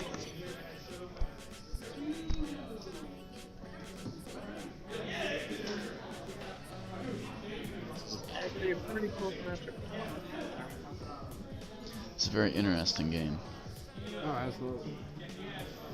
Very different from the last game. Very grindy. This one's really popping off, I think. Yeah. Well, the Ultra's resource is so low. That really is the name of the game in 2019 Yu-Gi-Oh! How well can your engine resource? I feel like stickier decks that can rebuild after getting blown off fare a lot better. Oh, absolutely, absolutely. Just because there's so many answers to different boards nowadays. Like Nibiru being a thing, Dark Rune more shutting down anything. You just have to be able to rebuild each turn. Not seeing as much play as I had initially anticipated. I think it's a much better card against. I feel like against Thunder Dragon. Thunder Dragon is like the one really popular deck that I think Dark Rune more is really good against. But Nibiru is just as effective, as well as Nibiru is effective against Orcas and also Salamander and also Pendulum. Like Nibiru, being that it applies to almost every deck, is just a much better pick overall. Agreed.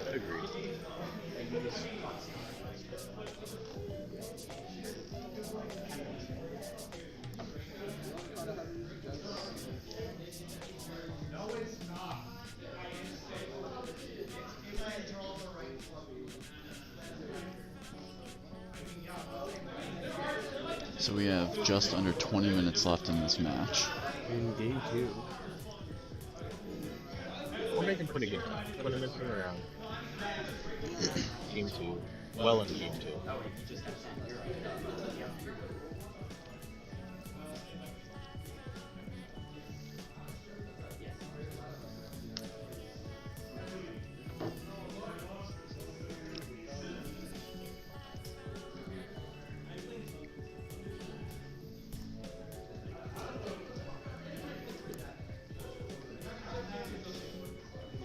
You guys might be normal dabbing, but I'm bringing out the double dab.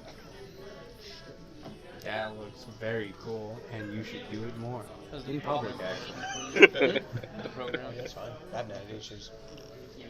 Haters can't handle that. Oh, I'm sure. I can't either. Similar to the Naruto run. Bullets can't hit you. You run the Bullets can't hit you if you know it. That's new. Hey, you didn't see that with the Area 51 card? Oh, yeah. It's all him right now. I was never seen. There he goes.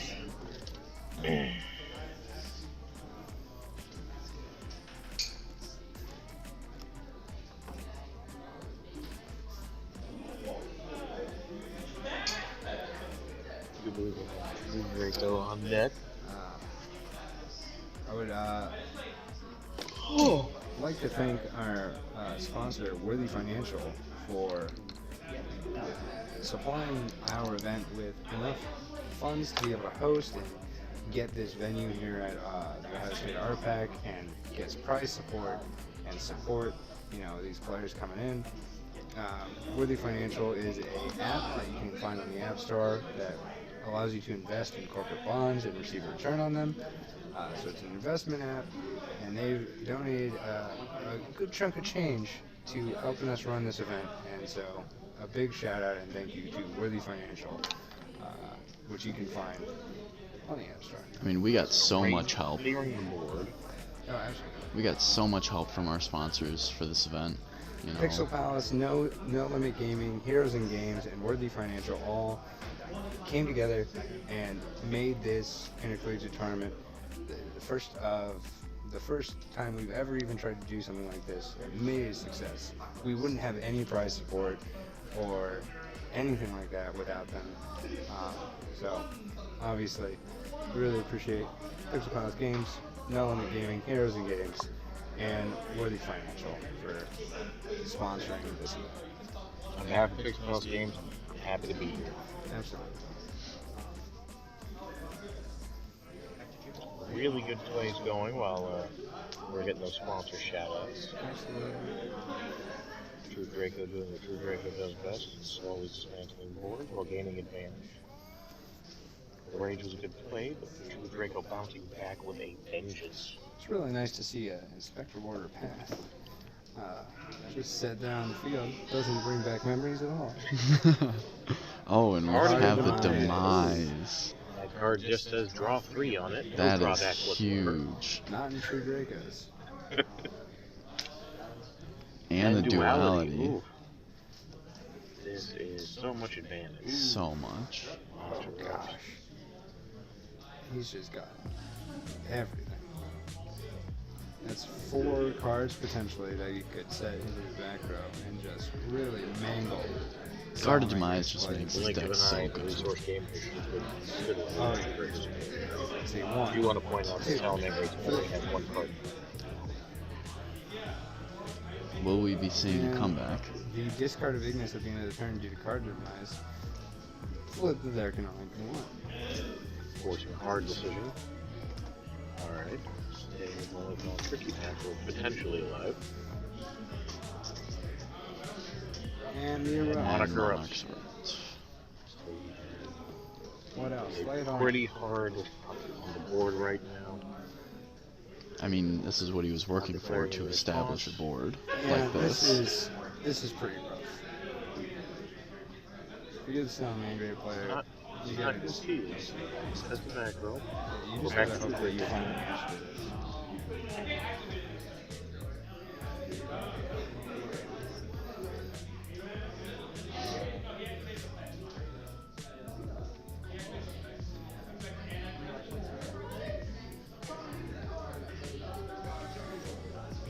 So Max is at 7,000 life points. William trying to figure out how he can beat him quickly. Swing into Sunlight Wall. Deal some damage. In this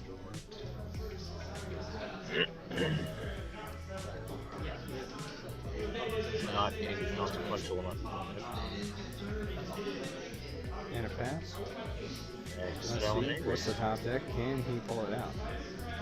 Salamander has some hellaciously powerful recursions. This is definitely a major border. Permanent conflict border is big. Look at the Ignis. And Disciples.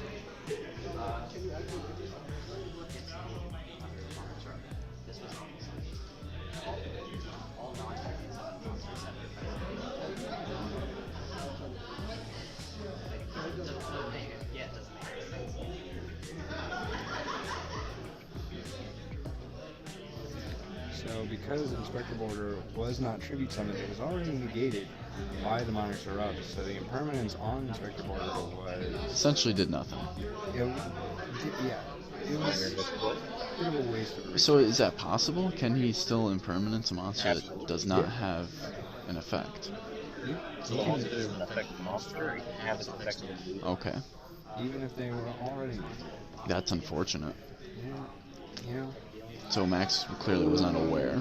Oh God. Another there can only be one. That Got rid hurts. of one. That There's the hurts. This could be the brick wall.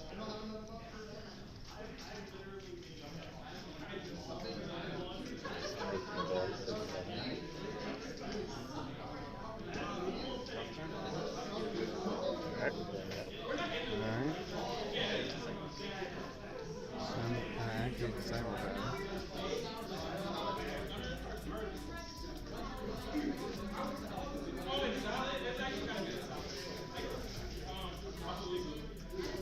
This is a very good game. We've seen a lot out of these two players. Yeah, look at how thin his deck is getting. It's gone through like half of it on a True Draco player. Like, tribute summon for Majesty Maiden. Yep, that's game. True Draco's gonna take it. True Dracos will take it 2-0 against Salamangreat. Lots of good resource management. True Draco is very strong. Sets up a lot of like impressive game states that are just really hard to play through. Hello, Infinity Armchair. So we're being told in the chat that he could not target Inspector Border because he had his effects negated. I don't think, I believe that with how impermanence is written, the only requirement is that it has to target an effect monster, and then it becomes a state-based effect. It's not a monster with an effect. It's still an effect monster, regardless of whether or not it has its effects negated. That's the classification of the card. Okay. As far as and then it just becomes a state-based action for the rest of the turn that it has all of its effects negated. And the thing is, it was, I know it was like brought up at some point because the two players were like a bit confused in the interaction and the judge didn't call it. So whether or not, like, whatever chat says, yeah, it's chat. Not to say you're necessarily wrong, but like, we're letting our judges, We can double check. we're Any not booth. gonna jump in on the judge and try and tell him. No, I'm not saying anything about the, the judge being wrong. He absolutely I'm isn't. saying, like, But, it's just even if chat says a ruling, unless we absolutely know that ruling to be false on the field, we're gonna let the judge make the call and just have his decision go through. The booth. Can you impermanence a monster that was already had its effects negated? Oh, you changed the target. Yep. Oh, okay. Yeah. Then, like, you're fine. Well, it wouldn't have mattered anyway. Sure. This is going to change. No, you're I right. would have assumed that impermanence would still negate. No, you're right. Nope. You Yeah. can't target a monster that's already negated. And I didn't realize that the trap card was negated in Inspector Border. Yep. So that's why I changed the target to Ignis. Like, it didn't matter, I just Okay. Yeah, because Ignis is gonna chain anyway, so. Yeah. So, We had some confusion in chat over it. yep. Yeah. But everything worked out. So chat was Players actually worked it out. correct. We just, Yeah, so that was it correct. actually, We, right. I was I wrong, couldn't hear right? them deliberate, so I just assumed something worked Right. out.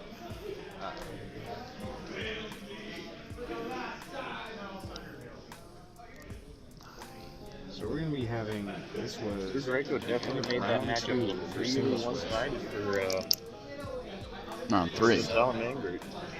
Yeah. This one's going ahead and round. This is end of round 2. We're gonna head into round 3 in a little bit. We're gonna go ahead and hit round 3 in a little bit. All right. So we'll take a quick break and we'll be back with you in about 10 or 15 minutes. 10, 15 minutes. Oh, yeah. You're still in the round. May as well take a little break.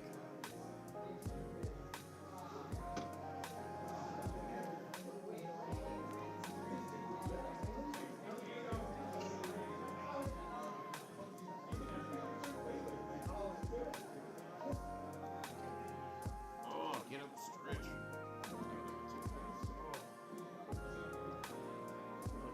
I know, isn't it?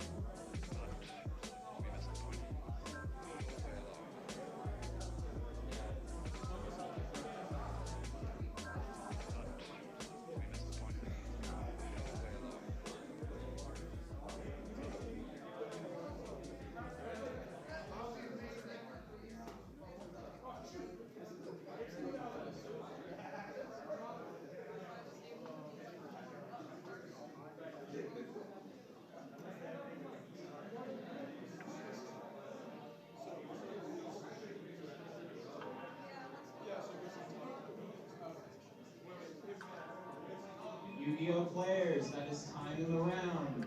Freeze play. We start end of match procedures.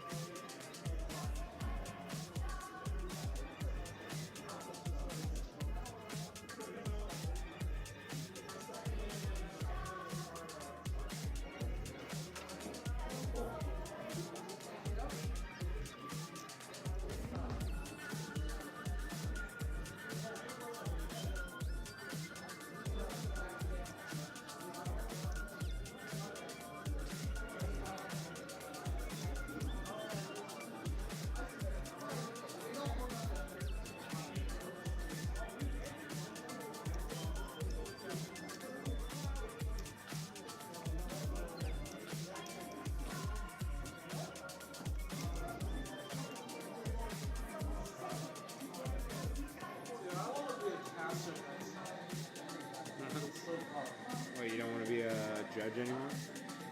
Hey, Josh has fonts with like masters and the second.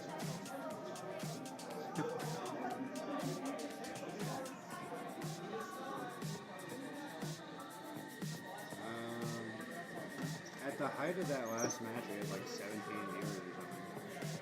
Right now we have 14 still, so we're retaining viewers. Yay! We got viewers? Yeah, we got 14 viewers. They're on a headset if you want. Are we still live? Yeah, we're still live right now. Oh, shit. Go ahead. Say a Few words. Appropriate words, please. Alright guys, my name is Evan. I'm one of the judges. First of all, thank you so much for watching our stream. Any kind of support is really big for us. And I think we will have one more round. I'm pretty sure the group tournaments are concluded with Ohio State being the winner. And yeah, thank you for being on our stream, and we stay for one more round.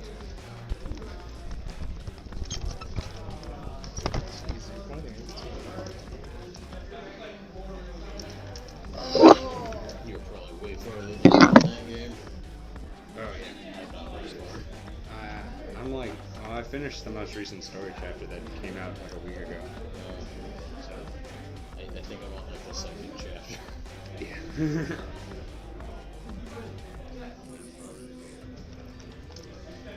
Like, I wish I had like an auto battle thing.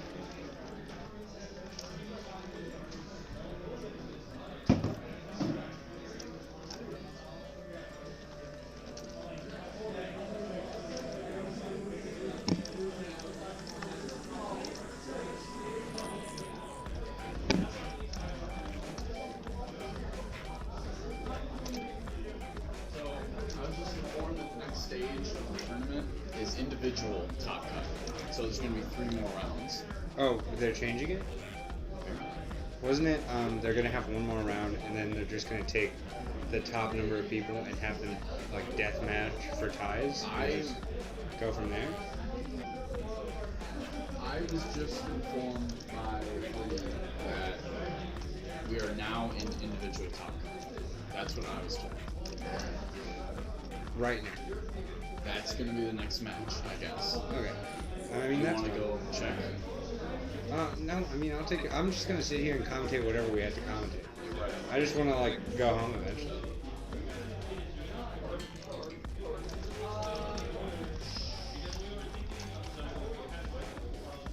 Ohio State won it. Did it. Oh, yeah, there we go. That turned out. Turn out well. Yeah, we're doing good. And I mean, as far as I know, we still have more feature matches going. Right?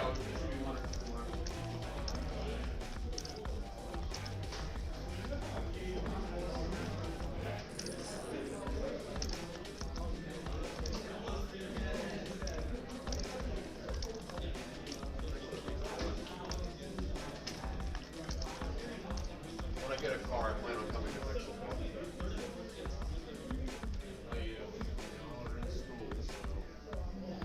I don't know what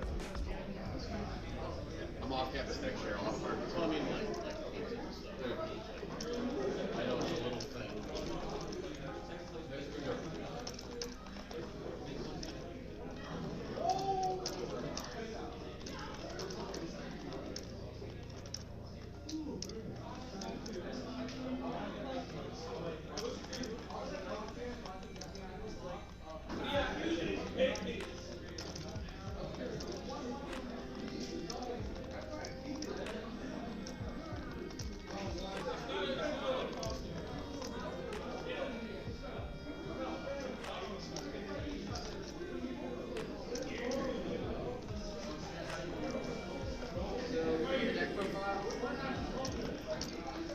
Mind if I re-borrow those decimals again? Oh wait, did you trade it?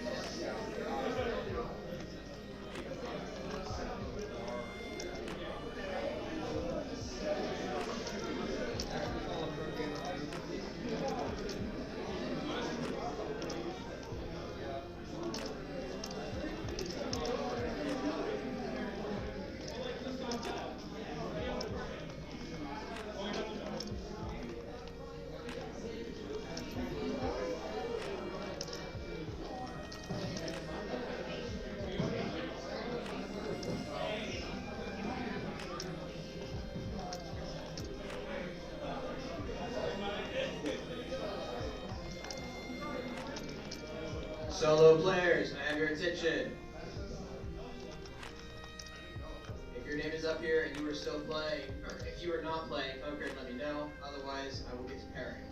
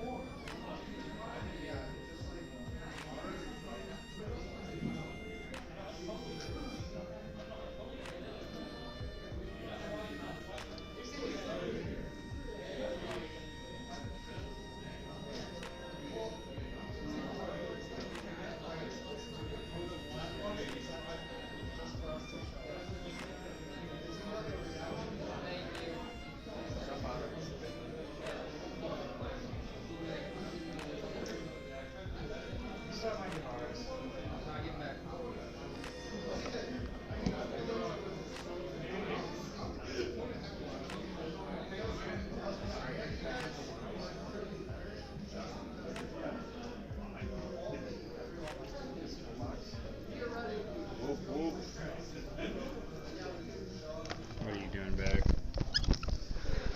Alright viewers, it's me Evan again, and I will be joining the commentary team. In whose place? In what's his name? Zach's place. He agreed. Oh, he's dropping out? Okay. Yep. Don't you have to be a judge?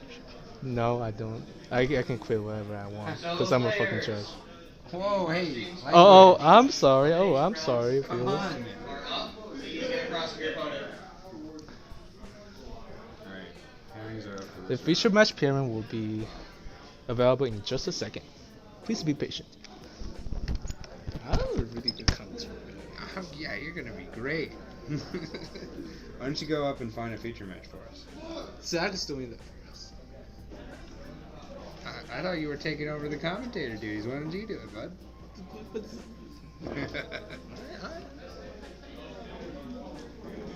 I want some high quality game, okay? Oh, high quality games. According to Evan, high quality games incoming.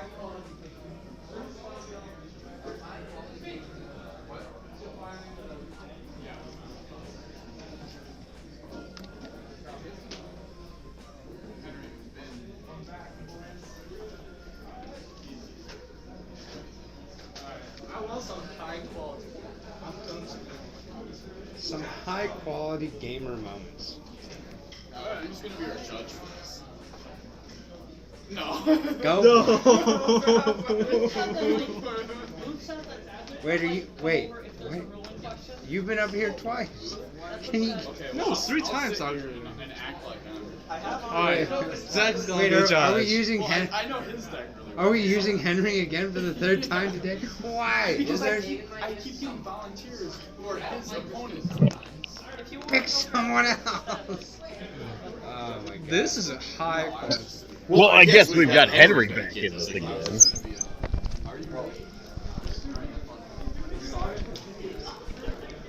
Hey, the fans love it. Hey.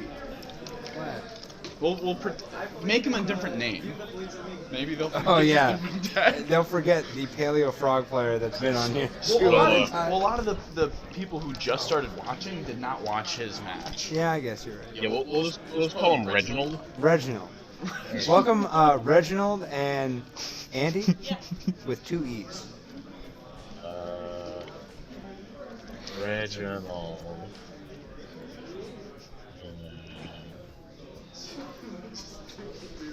Angie with 2 E's? Andy. A-N-D-E-E. Okay. You're the judge. I'm here to judge the judge. Is this on? Thank Can you, hear Shep, yourself for really hyping well? us up. Can you hear I yourself? can hear Dog. myself really well. Let's go. Let me make sure everybody. Yo, players, we are ready to start the round.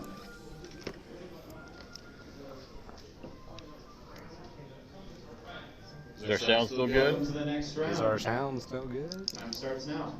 Time starts now. Whoop whoop. Alright. Time is starting. We got Mike as Nice our clean duel. featured judge. Let that kick him below the belt. It looks like Andy has won the die roll, I think. Thanks for the follow, Shep Dog. I already thanked him. Yeah, well, I want to thank him again. Alright. You've been double thanked. Yeah, thanks for the follow. Can I get a pog in the chat, please? Thanks for the follow. Clear sleeves are best sleeves. Are those clear? Oh, they are clear sleeves. My Necro's deck listen, is cleared sleeve. Listen, you know, clear sleeves are allowed this journey.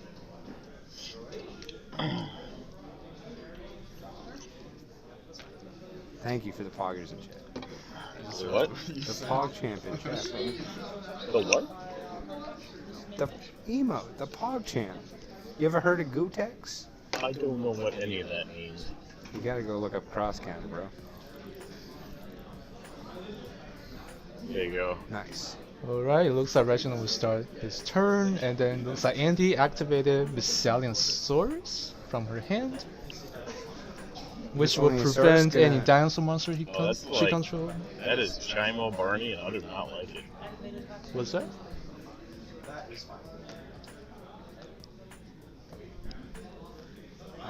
Miscellaneous Source gonna protect her dinosaur monsters from being We got dinos. Let's interacted. go. Another missing. Double dinos. Hmm. Let's go. Another miscellaneous source? Can we Not see a sure third if that's miscellaneous source? that's the turn. Looks like he's gonna let that go Also, the through. not best shirt. I'm really good. Oh. Hey, what up, Dragon? Hello, Dragon. Dragon Draven. You must play LOL.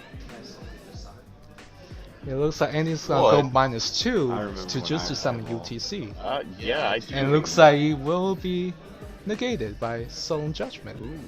That's gonna hurt for Andy because she's the one -3. Rest in peace, Alti, honestly. Ultimate Hate to see it. Tyranno.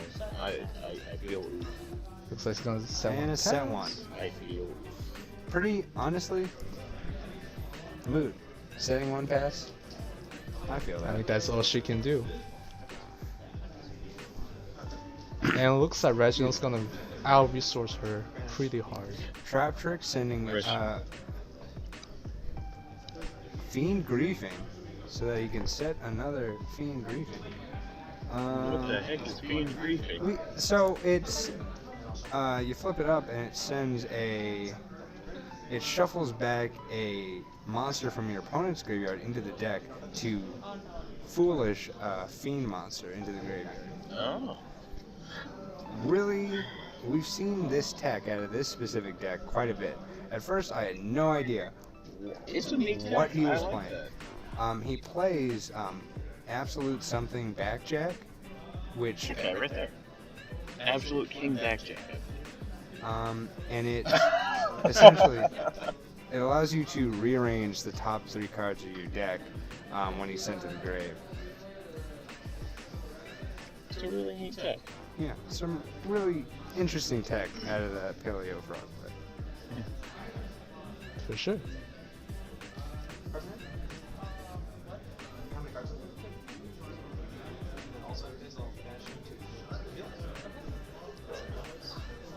Olenoids going off. All the Olenoids.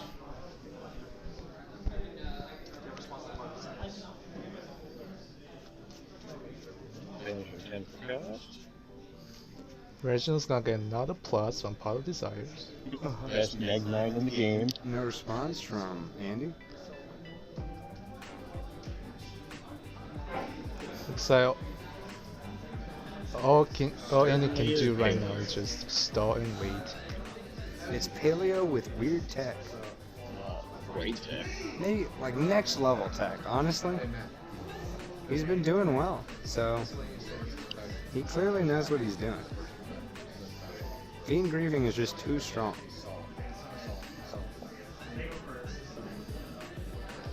Legitimately, Fiend Grieving was And really looks good like against the Reginald's Sky gonna set Striker 2 and pass. matchup because it shuffles back the Ray, so you can't chain Ray off like the popping their other stuff off like say your Really good favorite deck. stuff. I like it. It genuinely helps the engine. Yeah. Infinite Tyranno. I believe it might be. What? Oh, I'm digging this tech. You know, you just gotta whip it out sometimes. And just go off on your opponent with the Infinite Tyranno. But the Canada set it back face down. Did you say something about getting a deck of file together?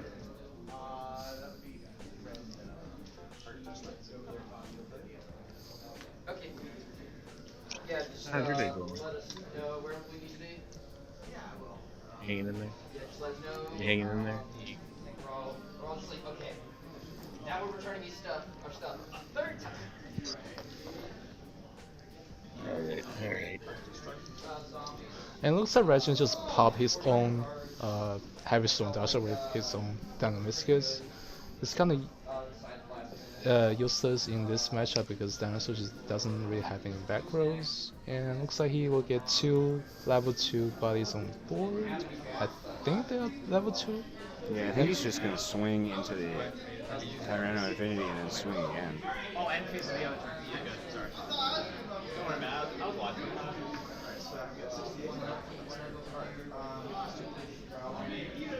Thank you for the follow, Love Man Girl.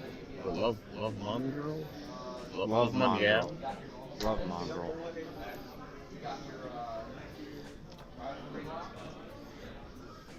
Love Mongrel. Mongrel. Love Mongrel. God. With an I instead of an E. Well, that's 2 L's. Oh, is it? Yeah. Alright, regardless, thank you for the follow, love. We really appreciate that. I really hope you're enjoying this Yu-Gi-Oh play. With like this Yu-Gi-Oh play is just totally awesome. Absolutely. We've had this guy in the feature match like twice before, and we have said totally awesome 10 out of 10. like enough times to like end my life. But you know what? Hey, I play Chapter of Paleo, and I'm thoroughly okay with it. Yeah, well, I've seen it. Honestly, I think Paleo Frogs is like, it's just a neat deck, honestly. I can't be too mad. Like, I'm mad, I'm salty, but like, not really. Cyber Dragon in Dino. Wait, what?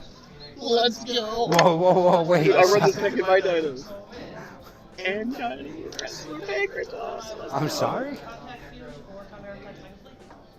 Whoa, It looks like he's gonna die on Fuse. That is inherent. Yo. Reginald cannot respond to that. That tag. This is ridiculous. And now all the resources Reginald has built are diminished. Dude, absolutely destroyed. Get that totally off the field, man. This is fantastic. I don't want to see that totally awesome anywhere near the field. It looks like Andy's going to win game 1. Yeah. That is a bit of upset. Yeah, I'm gonna I mean, tell you. the Cyber Dragon tech, beautiful. I don't think I've ever seen anything so galaxy brained in my life. I mean, teching in the Cyber Dragon in order to tech in the Mega Fleet to like spot removal your opponent's monsters. Honestly. Oh yeah. And it makes sense too. Yeah, Mega Fleet can just like contact fuse with anything on the field and as long as anything in the main extra monster though. Oh, yeah. Fortress is the one that absorbs any other machines. Oh yeah, as long as you have one of them be a Cyber Dragon. Yeah. So the Cyber Dragon will eat anything in the extra deck zone. I don't know why I tried to point at extra monster zones, but nobody can see me. Yeah, let me. Right here, let me. It's right there. The play clock where I like take my little notepad and I illustrate all these plays. That was hot. Honestly. That was hot. Hey, that's hot. Oh, that's hot. And it kind of makes sense when you think about it, because in Dino they're just way too reliant on normal summoning soul eating Overruptor. And Cyber Dragon just kind of allows her to get free body on board and potentially out some of the gates. Oh, absolutely. And that's what exactly she accomplished here. Will strikers start playing Toon Cyber Dragon? Doubtful. I mean, they could already play Toon World, so... Or Toon Book, Toon Book? Toon Table of Contents. Toon Table of and then Contents, you had it, because you Table of Contents for Table of Contents for Table of Contents for Toon World. And then you just didn't play Toon World. Because it's not a good card in Striker. I mean, in Striker's not bad, because it's a 1 card and 3 spells. Well, that's the thing, but like the actual Toon World itself, you don't play. But you had to play it to search off the last table of contents. But that was like early Striker stuff. Way early.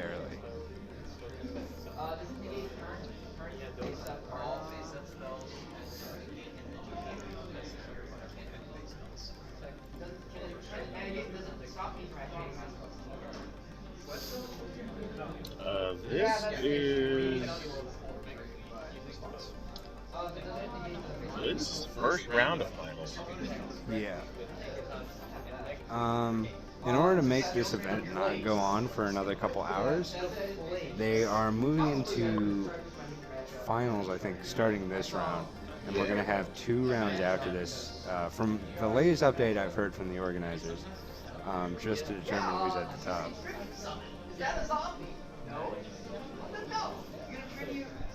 I don't know if playing the whole Toon package is just to get Toon Cyber Dragon so you can make Mega Fleet is like worth it.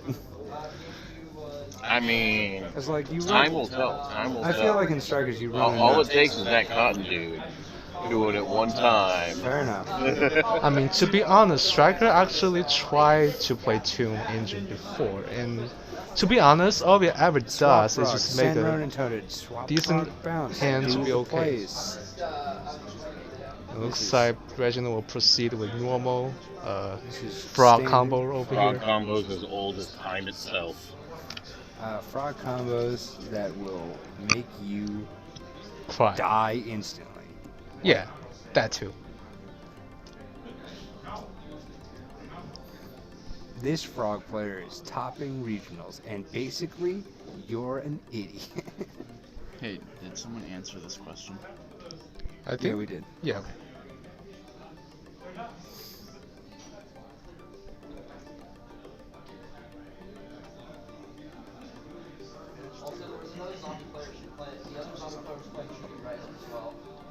I've got the power of anime and God and God on my side. Ah.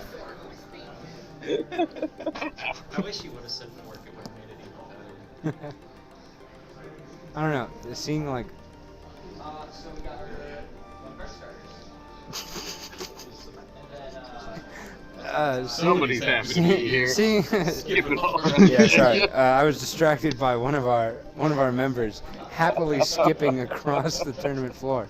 I think it's funny because it's like a little Happy kid. to hear me smiling and Yeah, everyone's having a good time. Oh, yeah, for sure. I think it's funnier because like a little kid No is Johns? like getting really mad and saying like, "Do not me." There ain't no Smash Brothers Johns here. Everybody's actually having a good time and happy. And there's the Toad, the man of the Rocky hour, boy. the absolute lad. Hyrulean Historian wondered if strikers will start playing Toon Cyber Dragon. I have actually seen a couple lists playing the Toon Table of Contents and Toon Cyber Dragon. Don't encourage him. Don't encourage him. That's like pretty old though. Like We got Kid Rock Monster on board. No, but like it's actually kind of nice because like assuming Orcas still does really well, you essentially have searchable Toon Cyber Dragon. That You're why not would wrong, they Infinity. negate the Toon Eternity, Table? yeah. Yeah. And then you just special Toon Cyber Dragon and then make Chimera Tech Fortress Dragon. And like it, or sorry, not Fortress. You have to make Mega Fleet because Fortress needs specifically Cyber Dragon. But yeah, I feel like it'd be a really neat tech. I like this paleo deck though. He's doing some really It's cool real. stuff. It's real weird, but like not in necessarily a like, bad way. Fiend It's, griefing in here. it's weird about what you Who think would about play it. Fiend Grief? It's a next level. Probably So. somebody who played like 5 years ago. Fiend Griefing was actually a very, very common card. We've never seen it. I mean, I knew what it was as soon as I saw it. I just didn't know. When Dark Blitz or Sure. like the structure deck just came out, like that had a lot of relevance back then, but it's actually not a terrible card. Dino Miscus, Banish off of Target Cyclone. Good play, good play. Rest in peace, Dino Miscus. And it looks like she can just attack over the Toad. I think it goes with Yeah, because Dupe is there. She has to attack Dupe. of this matchup. Oh yeah, that's right. She has to attack too. Hank is just destroying things. 2600 attack is She has not used her normal summon yet. Remember? I mean, he's the Dino Chippendale Dancer of Doom. Oh, It got real quiet in here when I said that. I mean, I don't think I've ever heard such a ridiculous sentence. I mean, he's not wearing a shirt. He's ripped, like. Are you talking about the player or Pinkertons? Okay. Yeah, Hyrulean Historian definitely knows what's going on. I mean, to be fair, yeah, you can't Mega Fleet the Toad this time. But I don't know. Honestly, just making Mega Fleet and then beating Veiler over Elves. Toad. Finally got to Overraptor. Rest in peace. Oh. It seems like the optimal play in this matchup. Draw for turn. Just hold the hand trap for dear life until they get to Overraptor and hope that they don't have miscellaneous Saurus. Yep. I mean, Overraptor for game is a true call. Or I mean, just But Astarius of Matisse is adorable, and I need that in my life. Who? Staria. Who? From Ocarina of Time. Boy, I'm gonna smack you. I didn't play Zelda. Sorry, stream. I'm gonna have to step away for a minute while I smack my commentator. Listen, man. I grew up with like Pokemon. That's what I played. I did too, and I was also cold enough to play games I that weren't didn't Pokemon. own an N64 or anything. I didn't play Zelda. It's on 3DS. I didn't play Zelda. I just never did. Ah. It looks fine. I can recommend a store we can pick up. Breath of the Wild. Oh, really? That's it. Breath of the Wild is fun. Breath of the Wild is dirt. Alright, we're getting into Hot Take City now. There you go. Play Ocarina of Time. I refuse. I won't. Just because of that, I won't ever touch another Zelda game again. So is that like Happy Shrek and Sad Shrek? Is it Shrek? I don't know if it's Shrek or not, but like whatever it is, it makes me uncomfortable. What is OSU Scarlet won. The team Ohio State University Scarlet. Specifically, we had enough players interested that we split it into basically varsity and GV. Ohio State.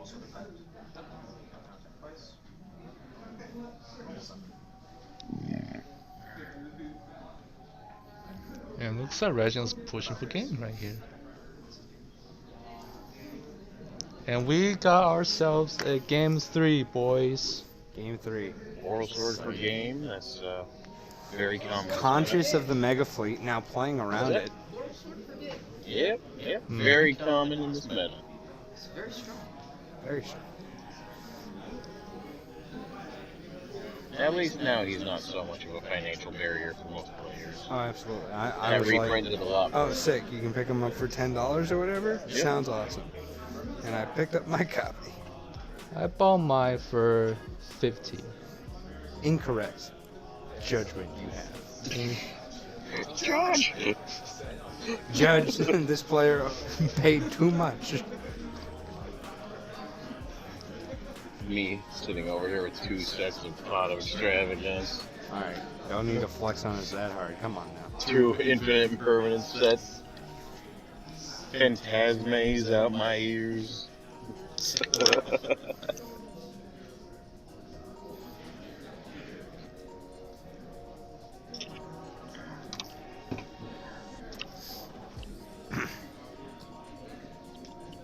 I'm just a connoisseur of children's cardboard. Oh, that's up.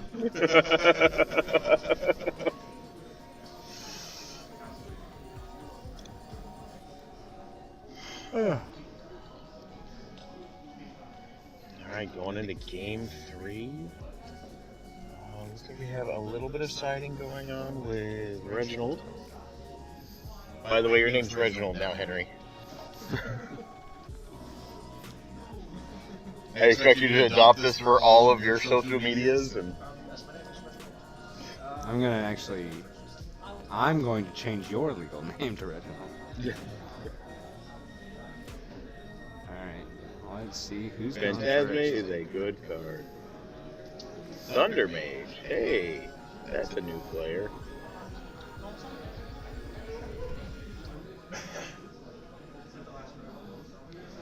Doesn't look like Don't Andy forget has to follow any our good channel. We do stream Normal weekly summon OTS the play from giant shop. Rex. And special tank. There he is. As well as other various gaming stuff.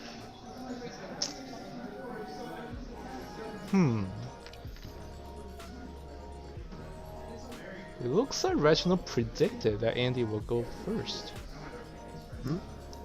I say it looks like Reginald predicted that Andy will go first because he just played Pinkertops. Yeah.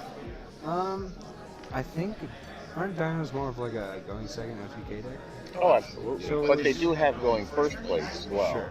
You know, Logia with its double monster negate is a very, very good play. Depending on what end you're playing, the True King variant, you can go on the Calamities. It really depends on the variant. Yeah, but the problem is she needs to see some really good hands in order to rip Dino Missiles. Make this plays. She had Giant Rex and a set card, So she controlled more monsters. Yep. So you could summon Pike. Ronin Toad. Ronin Toad. Flip the Duke. Duke Frog. And it looks like Regin's just gonna continue to build his resources. Yeah. And he had Rex out.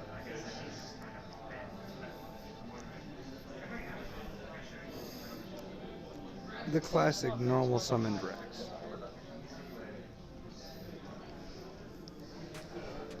Can you keep the time up, please?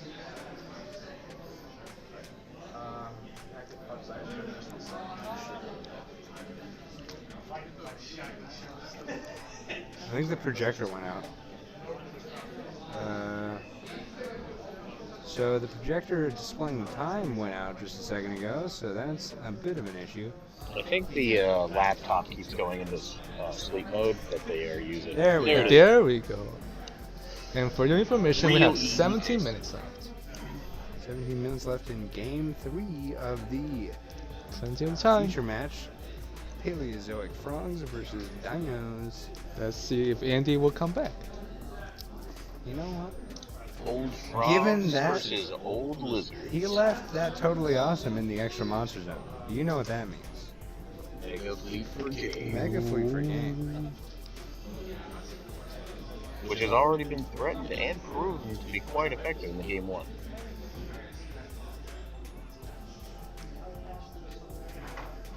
It looks like Andy will ash. Ashing the totally awesome.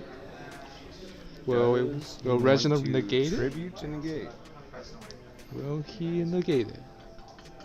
Checking cards in Will hand. he negate it?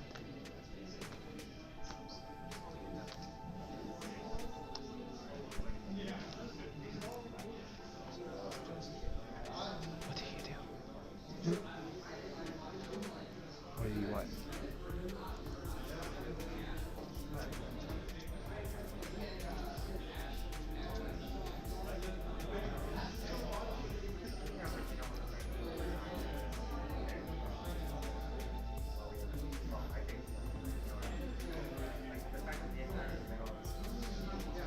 Wait, how'd you get around that? I missed that. I missed that too. I thought he discarded two from his hand. Does it have a Oh, hand? did he? That might I don't know. I don't know if he did it. I don't know. Did the ash not go through?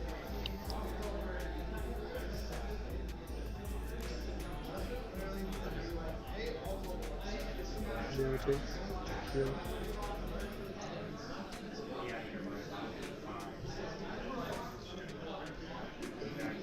Where's that Looks- cyber dragon? Let me see it.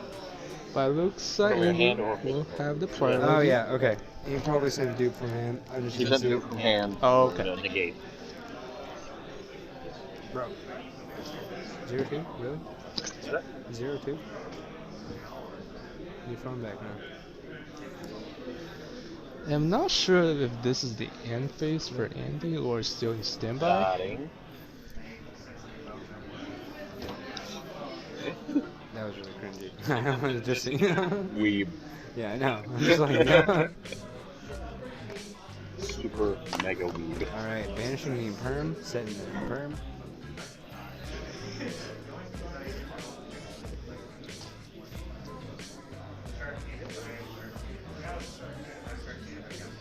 That's big. For impermanence, that's right.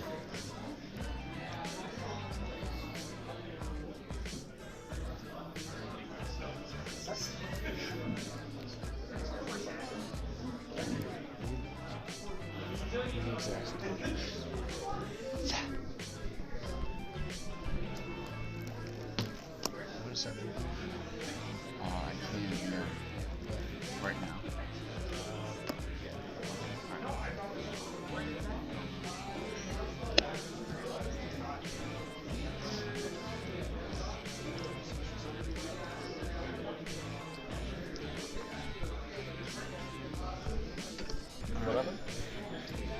Welcome to the desk, Zach. No, it's just something I didn't know if you knew about this text, Oh man, this music is a little bit unnecessary. Alright, so I have a question for both of you guys. Yeah. So this is the first match in the Top Cut for individuals, correct? We said that right. First match? I don't think this is the first match. I thought we had one round. This is top cut. Oh, this is top cut. Yeah, so this is the first match in top cut. Gotcha. What you guys? There should be 2 more rounds after this. Okay. Because after this match, would you guys want to see another like random pairing, or do you want to see whoever's at table 1? I mean, table 1 would probably be interesting. Or do you want to save table 1 for round 3? We always want high quality games. Am I right? True, but we also want interesting games. You're right about that. So it's up to you guys. I can go grab someone who, you know, says an interesting deck and just grab their opponent and play, or I can just pick whoever's at table 1. With that in mind, we might get the same players. I'm just saying, if you want different players, I can do that also. It's up to you guys. I'd say we save the table 1 for the last round. What do you think, Brian? I agree. I agree with you. Table 1 last round? Table 1 last round. I can grab someone else. Yeah, sounds fine. Oh yeah, always save the best for the last round. Alright, we'll save the best for last. I just want to watch more exciting Yu-Gi-Oh play. So we do have a good 12 minutes, so probably 15 minutes total until our next game is going to be Henry. pair of players. You took it? Yeah. Okay. So looks like we have. Yo, Reginald. Did you? Reginald. Oh wait. No, 2-1 over. 2-1. Yeah, We had an amazing win. What was that? Was that game 1 with the Pinkertops and Cyber Dragon? That was an amazing win. No, that was game 2. The That Cyber was Dragon game 1. plays. So Reginald came back and won the second 2 games to win the match. So as of right now, we have 11 minutes still in time. We can take a short break until we get match number 2 ready to go. So we'll be back in about 10 or 15 minutes. We'll be right back. Hoorah! How did you know you are going second in game 3? Like, how did you predict she's going to go? I actually just, my whole side deck is going second cards basically, and I have so much spell trap destruction in the main that I had to side out because it doesn't do anything against her deck. Yeah. I figured Pinkertops would be more likely to come up. Gotcha. That was a good play. Yeah. That was a good match. That was one of the better. Well, he's been in 3 matches now, and they've all been really good, so I can't really.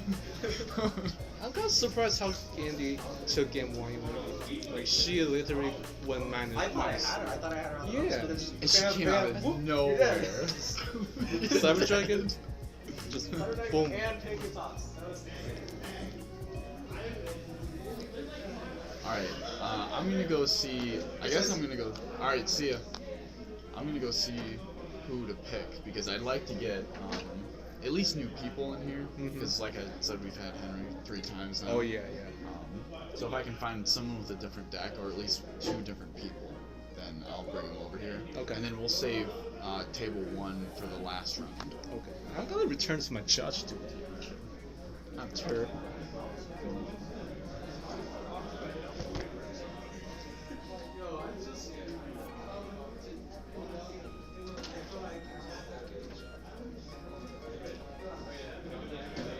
Are we still live? Yeah.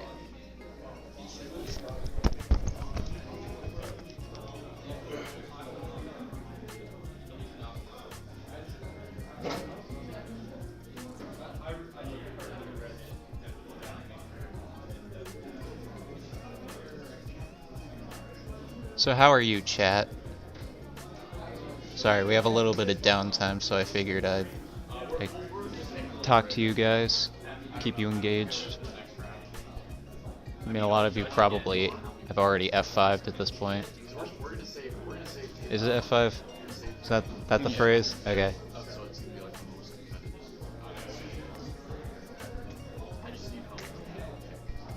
You guys been enjoying the matches? I know I have. We've had some great action here. So I think Mega Fleet against Haley. And you may not have Halio player is pretty good. You may not have been able to see it down here at the feature match table, but like people really came out today with a lot of like super good and teched out meta decks. Like I saw all kinds of nuts stuff. There was an Orcas player that was teching in the Guard Dragon engine because he was like, hey, Mermaid and Agripane got banned. They probably got banned for a reason. So let's just put them all together. And he did really well with it.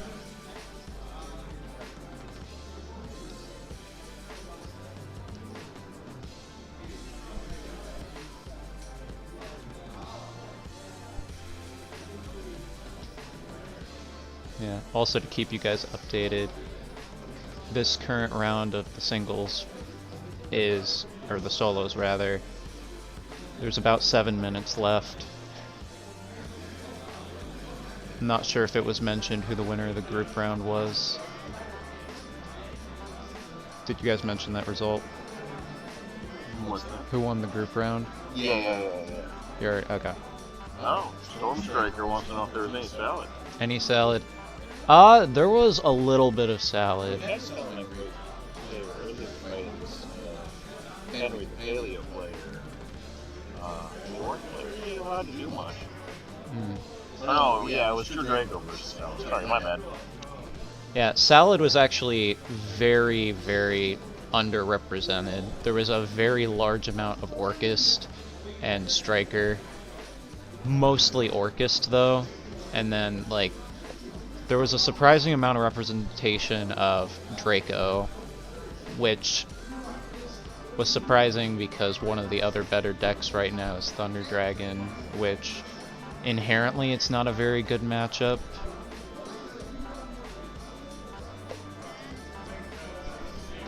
But yeah, I think Salad had a pretty average return. I think going forward with the new ban list, it is much better for Salad because it pretty much lowered the ceiling for every other deck, but Salad kind of skates through with the same list. I mean, they only have one Gazelle and one Circle, but with 3 Signet Mining, you have about the same consistency as you did before. It's really not that bad. Their only real problem is trying to play through Nibiru, which you can play around it with Will and whatnot, but it's still really awkward.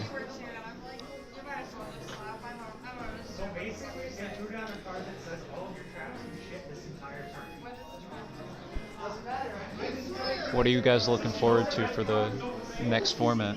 Oh wait, hold on. Stormstriker said something. Pure Thunder and Pendulum. Okay, so on the group side, the top team was the Scarlet team for OSU. Their team captain, I mean, I don't know if he's the team captain, but he's the president of the OSU Yu-Gi-Oh club, was playing Pendulums, and he's doing really, really well with it. So even in this format, it has a lot of potential. I think he went a lot more the Endymion route than going the extra deck Guard Dragon engine, kind of probably testing for the new format. It's very reliable and less wordy. Yeah, I think there's a lot of potential for that deck going forward, though. Considering how the format plays out,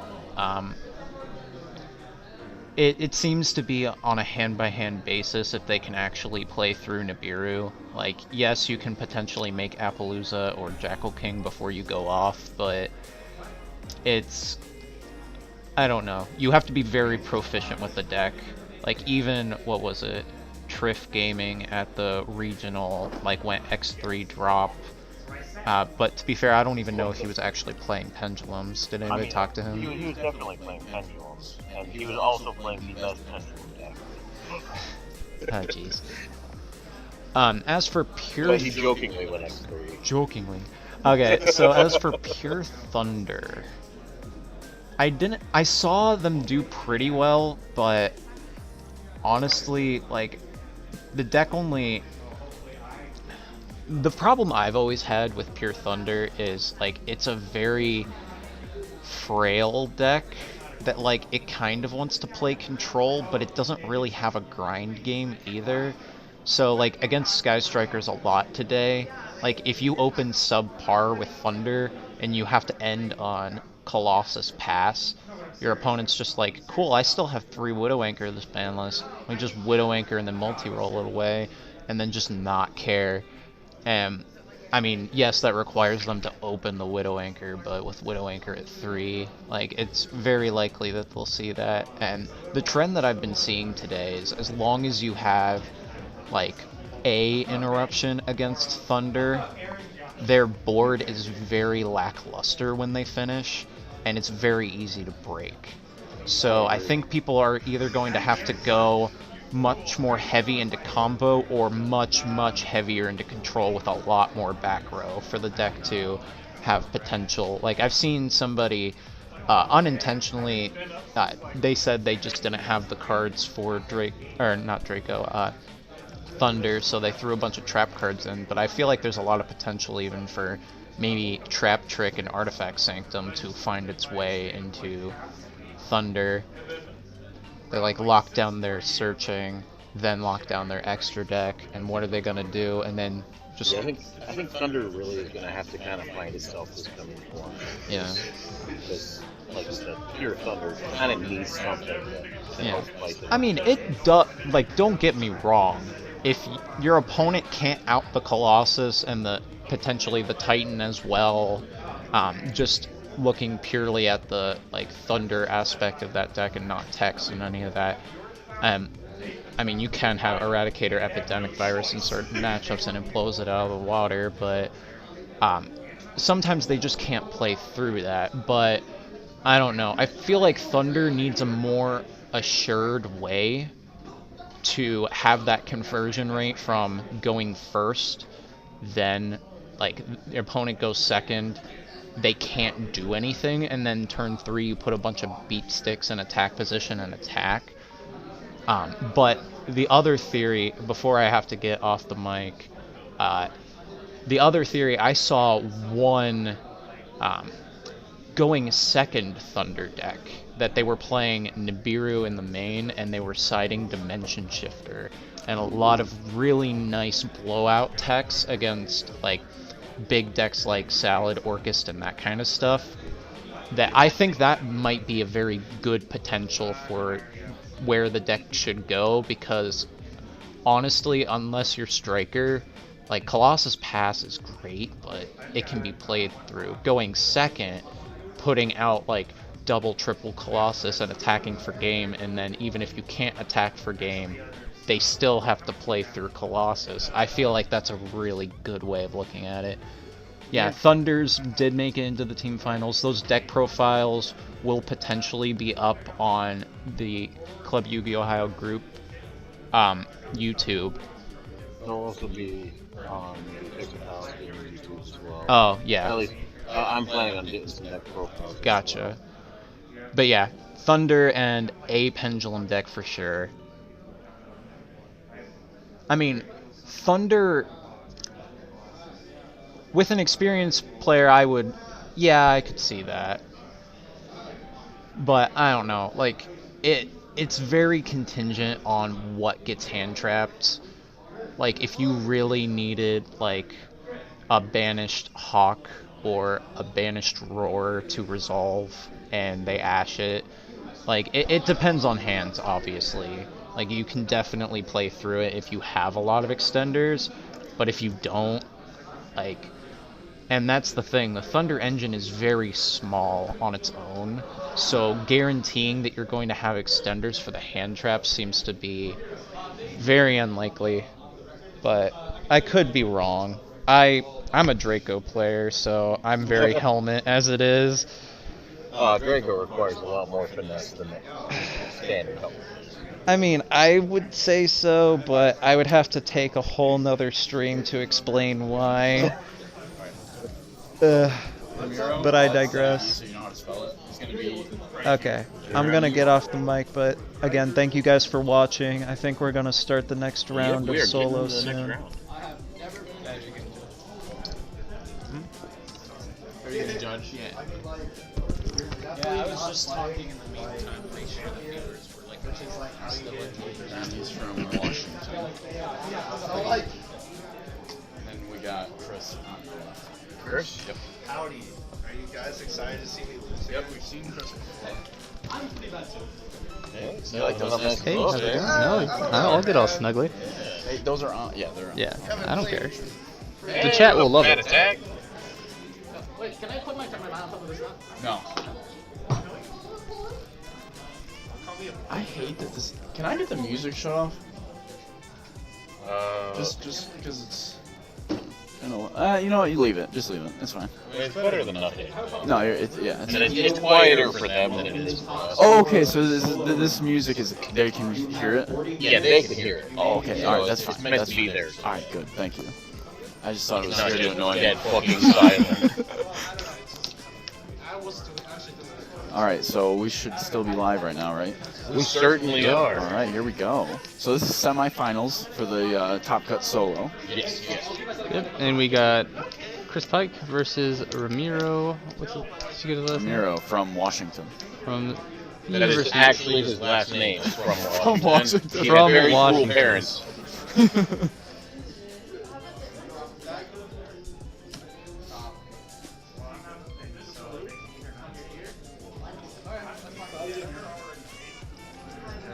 I mean, like, I'm a little salty because my team got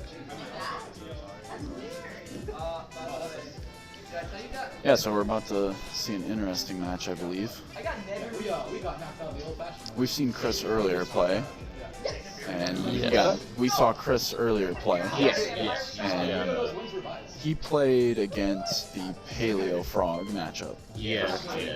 We don't want to say exactly who he's playing yet, just in case his opponent. We won't, but Aware, but it was a very interesting match. We all agree it was a good one. I told him to, but he's like, nah. Hey, thank you for your commentary earlier.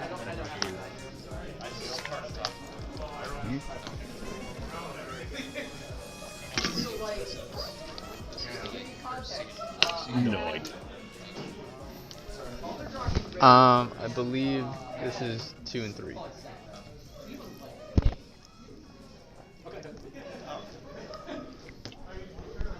Just a quick reminder to everybody in chat, don't forget to like, favorite, comment, and subscribe. We stream locals on this channel every Saturday. So Oh, you guys stream now? Every Saturday? Oh, wow. try to. I have not been to locals in a while. I need to start going again. Yeah, I installed a thing in the ceiling that hangs down. Oh, nice. Screw the webcam into, and it's just perfect setup over a table. That's awesome. Yeah. That's pretty sweet. Looks a little garish, but it's fine. You should go to locals, take Satellers. Should I? Yeah, you should. I've actually won a locals with Stellars, my Toledo locals. It was fun. Granted, there was only like, 9 people playing, but still. I mean, it doesn't matter. I mean, Doesn't matter. a Still, a win's a winner- win. Yeah, a win's a win. So it looks like we got a Pendulum player. Electromite. No surprises here. It is key to get Electromite out before the Pendulum summon. Oh yes, So you can- that's always been key since Electromite came out.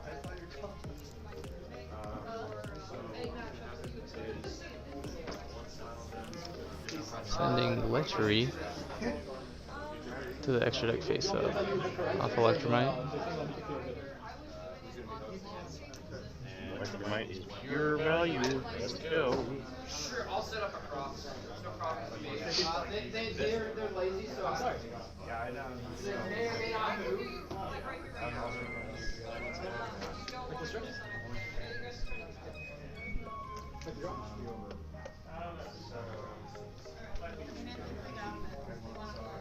What's going on?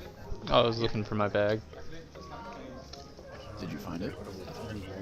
No. I think I left it over at the judge seat. But And just going to a Morphe There's a swap bag pass. on Alright. So we do have a skill effect, a skill drain effect on the field. It's like,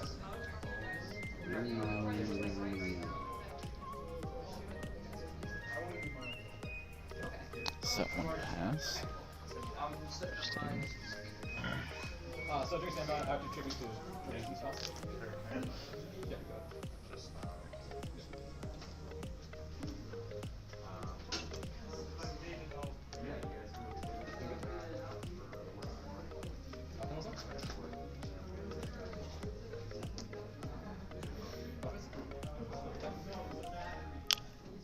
Wow. Swift. It was a quick game Very one. swift. The sloth. There was really nothing to commentate. Yeah. Gonna be honest. Sloth lock is really good. Or the amorphage lock is really good. So that was a pretty textbook turn one pendulum.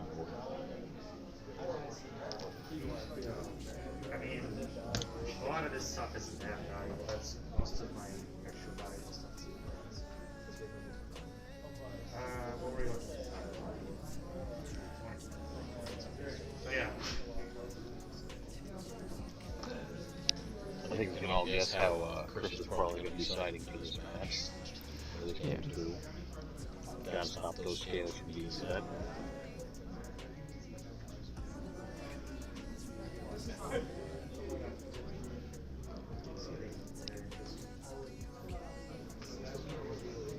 So again, this is semifinals. We'll have finals after this.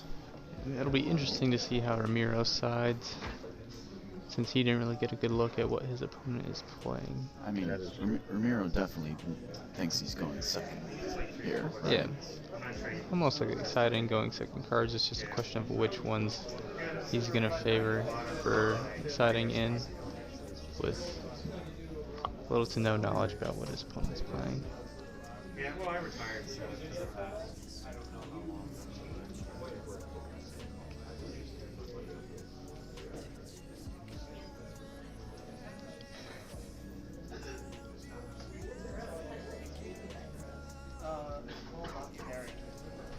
I have to finish that. You should tell Chris.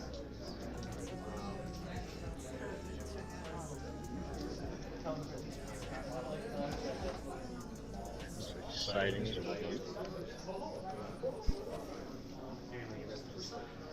This game too should be considerably more engaging. We don't want to say that our competitors are right next to us, but here.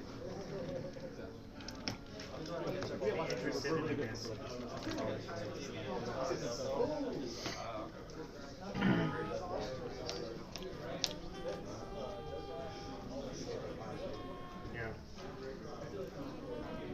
It's the alternate effect is We'll see a terraforming. Pretty solid opening. There is 0. Load up the grave a little bit. And you get that area 0 reusable duality. Pretty good.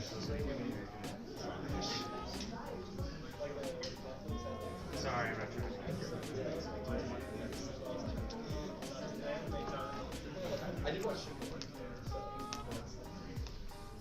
Ooh, wow. sees the engage off the area Let's 0. engage. That is now we have pretty a game. big. Something it looks like shark Thank you for the follow, anime guy.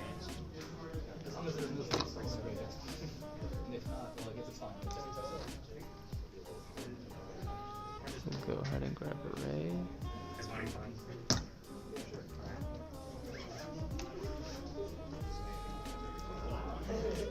I don't want extra, I just want three of the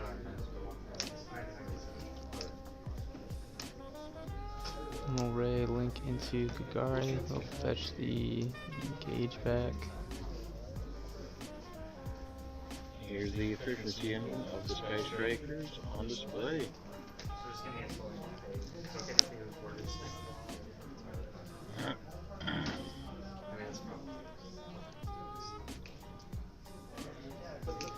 Hey guys, so quick announcement.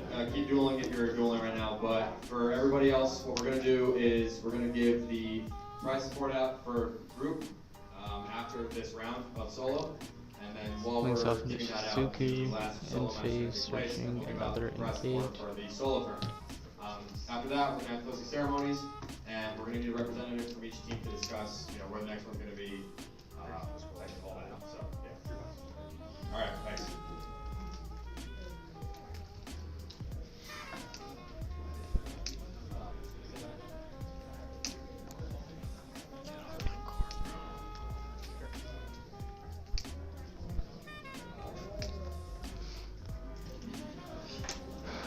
That is rough.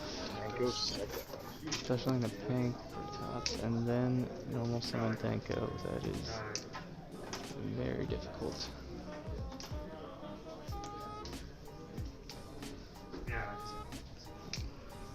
Cerberus fetching the Jackal King.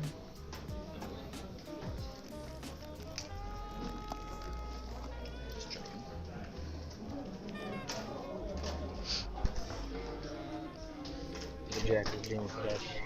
Get the Jackal on board in order to put up. That's going to make it very difficult to stay. Yeah, and the Sky Striker player will inevitably have to keep fueling the mythical beasts and giving them counters, since almost the entire deck is spells. Oh, absolutely. Cloud of Desires, no response.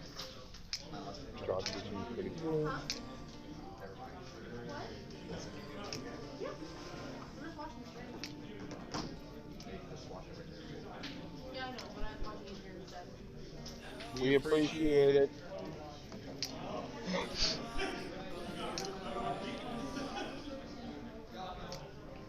Taking a look at what he's banished.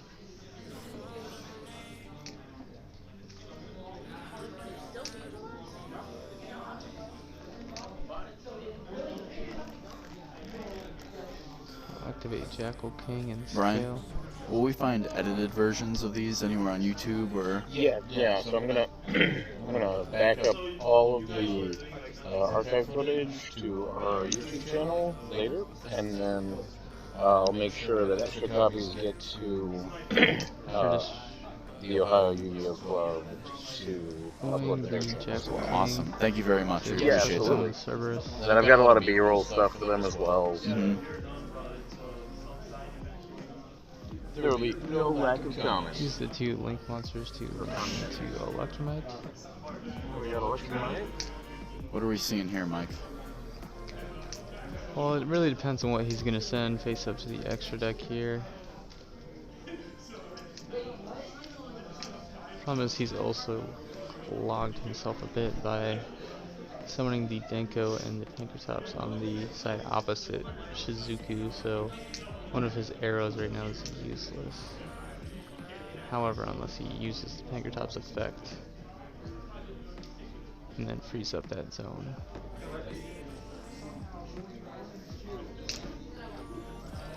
Scale. And chronograph with another scale. Use Electromite to destroy it. And then chronograph. We will fetch back King.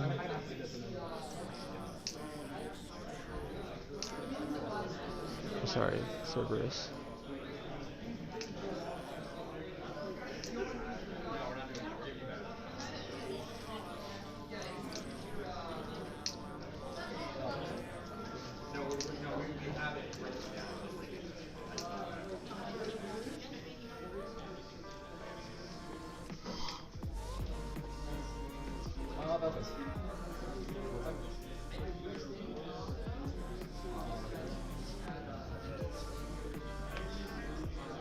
That is a quick 2-0. And I think we'll have all of the answers in that. Alright, so we're going to move on to the finals here in a little bit. We'll probably take a short break. Very, very smart side. That was amazing. Yeah. I was not expecting that. Yeah, that was a surprising side. So I think we expect to see Romero in the finals then. Probably, right? yeah. Because he won semifinals, so we'll see. I wouldn't be surprised if we saw Paleozoic Frogs again, depending on how they did. if they won theirs, we'll be seeing them. Henry has been playing very, very strong. AKA Reginald. Yeah, AKA Reginald. Yeah, so finals will be hopefully a really good match. I mean, yeah, I'm looking. The last couple matches have gone by pretty quickly, but we'll see about this last one, depending on who wins at the normal tables. Either way, I'm sure we'll see some pretty good. Having a ton of fun today with this, so I want to see more.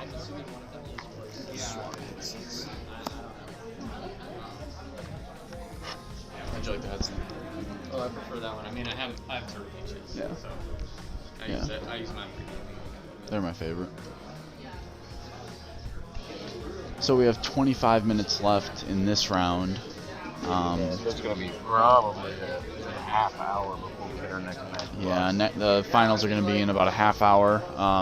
Well, not necessarily. It depends on the other match if they get done quickly, but definitely some point between now and 5:30. Yeah, that wasn't pretty close to us. Yeah, so we'll see how they do. I'd like to give a shout out to a couple of our sponsors. Absolutely. One, of course, being Pixel Palace. Thanks to Brian, who is here with us, has donated so much to help the cause of Yu-Gi-Oh! Ohio. In fact, just today, he spent a lot of money in just providing pizza for us, the second wave. So we really, really appreciate that. Please check him out. Definitely subscribe to the Twitch channel, and he has a YouTube channel as well. Pixel Palace Games on pretty much all social media. We got Facebook, Twitter, Instagram, YouTube, Twitch.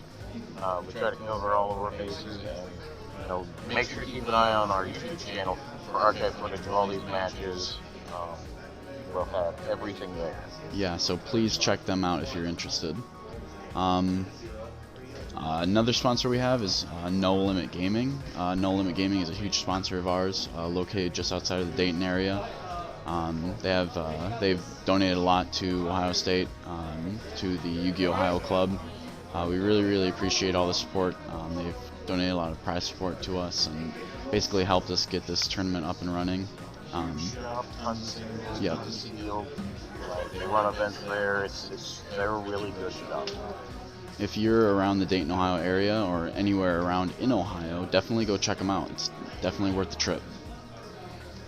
And then to piggyback off that, we have Heroes and Games, which is located in Columbus Convention Center. They also have a card shop. They're like a comic book anime card shop. They have locals there also. Big sponsor of ours as well. We'd like to thank them and give them a shout out for all the support and help that we've gotten from them thus far. So, if you're from the downtown Columbus area, please go check them out. They're a very good store. Been there multiple times. Definitely. Right there in downtown at the Greater Columbus Convention Center. Yep, right there in the convention center. And then our last sponsor I'd like to say thank you to is Worthy Financial. So Worthy Financial has an investment app that you can download on your phone, so you can buy and sell corporate bonds, and I've heard from multiple sources that you get a really, really good return on your investment if you have this app. So I definitely recommend looking it up, and I'd like to thank them so much for all the help they've done. They've donated so much to help us get this tournament up and running. We didn't get a lot of help from Ohio State themselves. We actually got a lot of help from our sponsors, including Worthy Financial. So definitely check them out. Check out all of our sponsors. Definitely worth a look. I really care about our locals players scene. Like, Yu-Gi-Oh! Is a great game. There's a lot of great people playing it. I want to make sure that everybody is enabled to enjoy this game as much as possible. Absolutely. Yeah, I mean, the community base is just really, really good, especially around here, I'm from the Toledo area, and there's a card shop up there called Frogtown, which was my locals, and community up there is great. That's another place to check out if you're up in Toledo. But yeah, I love the Yu-Gi-Oh! Community, so especially in around here at Ohio State, just for us to be able to have a club for Yu-Gi-Oh! At The Ohio State University is fantastic. To have as many people that we have here at the tournament participating, absolutely phenomenal. We had people fly in to Ohio from Washington. Yes. Washington State, all the way on the West Coast. That was amazing. Great to see so many people coming together. Yeah, so we are really, really proud of the Yu-Gi-Oh! Community, and we're really, really proud of what our e-board here at Club Yu-Gi-Oh! Ohio has done to bring us all together. Yeah, it's great to see what they've all done. But I think we've got about 20 minutes left in the round, so we're going to go on ahead and take a quick break, get up, stretch, have some water. Yep, and we'll be back in a little bit. We'll be back in just a little bit. Stay tuned.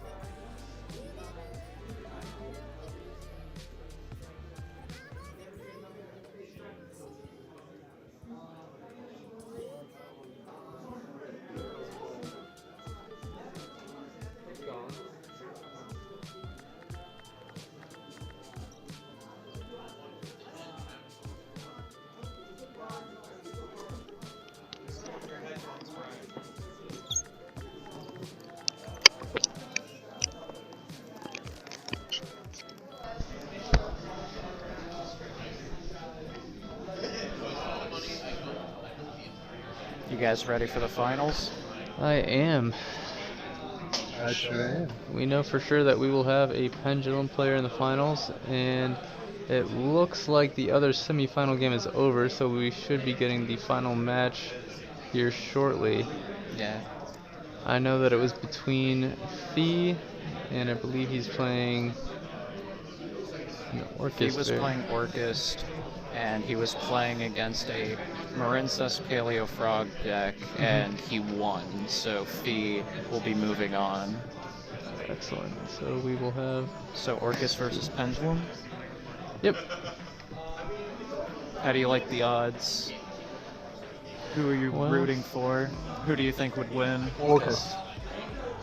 I'm going to root for Fee because I've played Orcas a lot, and he's an Ohio State guy, so it's a bit biased there, but it's my opinion on it.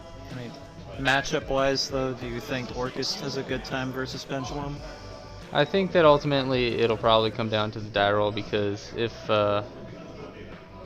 Romero is able to go first and set up his board, then it's going to be really hard, and then games 2 and 3 will just be siding, and Orcas can be pretty easy to side against, even for Pendulum, so I think that it might be an uphill battle for Fee if he loses the die roll. For sure. Pendulum is very, very hard to beat when they go first. Especially if they open well enough to play through Nibiru as well. I don't know if Fee is actually main decking Nibiru, but I'm not sure about that. Fear Pendulum is one of the better combo decks that can play Nibiru. So I don't think Nibiru will be the main. I think what it would come down to as max out will be the die roll. But also it will really depends on how good of a hand the Pendulum player will draw. Because as you know, Pendulum needs 5 combo to start. And that just really depends. Like if you open the dark one, that would be really cool. But other than that, it's really hard to predict. Stream, let us know. How's the balance between our on the final match until after we give out the prize support and have a quick discussion, then the final match is going to happen. Because we don't want us talking over the feature match. So there's going to be a little bit of a longer break on this. Okay. Yeah, we're taking a longer break, guys, before the finals, just to keep you guys aware. But anybody who's watching right now, how's the balance of the microphone? Yeah, the microphones to the music. Like, are we low? Is the music high? I ask for your chat input.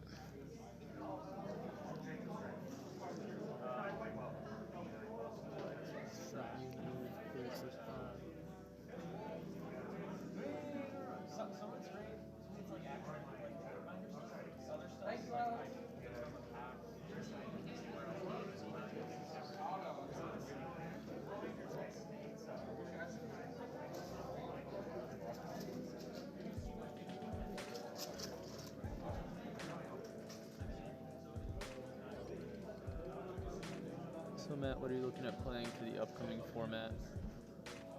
I think Draco has a good position for this upcoming format. Specifically, I mean, Striker was a really bad matchup for that deck, generically speaking. I mean, they recently got a lot of good tech support for it, like with Solemns and Crackdowns and whatnot, actually being pretty relevant in that matchup, but I would say it's going to be iffy depending on how well Pure Thunder is doing in the format, because with Draco it's always very contingent on what the best decks are, whether or not they're going to do well, which is pretty much why the best placement that Draco ever had in a format was against Pendulums in Pendulum format with Electromite and whatnot, just because you could very heavily tech against it, play Anti-Spell, and Masterpiece being very oppressive against most of the rogue matchups. It ended up working out very well to put Draco at the second best deck in the format, but I'll have to see how this pans out. I think Orcas is still pretty relevant, but I think Draco can reasonably do well against that deck, and then that kind of stuff. What are you looking to play? I'm actually also looking to play Draco since I already have the deck built. I really enjoy the deck, and I'm actually going to be waiting for the new Magician's Soul card to come out, since that will indirectly be support for Spirals, and then when that drops, I will most likely switch back over to Spirals, but sadly they're just in a terrible state right now, especially with Mermaid being banned and not having that extender anymore. We're going to have group prize support, and then after that, the final match for solos is going to start. Yeah. Brendan told us. Okay, never mind. Yeah, we're just waiting for group prize support. But if you guys are looking for somebody to hang out with, we got you over here with the commentary. Yeah, some But colorful commentary. I think Draco definitely has a good spot, but as for the best deck of the format, I think pure Orcas still has a lot of potential.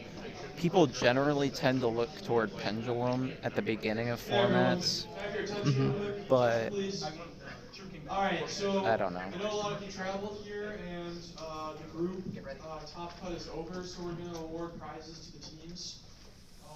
Quick announcement before that. For the top 4 teams who we did deck profiles of, Can you move the camera over there? on our YouTube channel, and SEMO will have access to If it's possible. I'm not sure, but we have a disclosure form written up Okay. that we'd like to assign. If for some reason you do not want your video Hey, what's up? posted, please report that. We'll see. Bottom drawer. That What's said, the number one? Yeah, I that's agree. the top 4 teams. So everyone who played today played very well.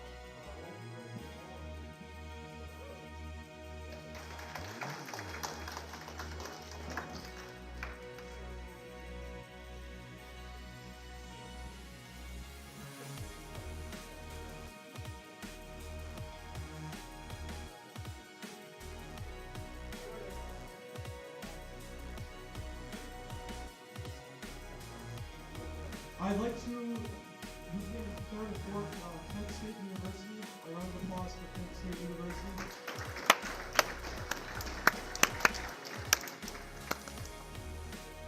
And also in third and fourth was University. If each of you would like to go up to the table by Brendan, you'll be awarded. The third and fourth, you each receive 2 special editions.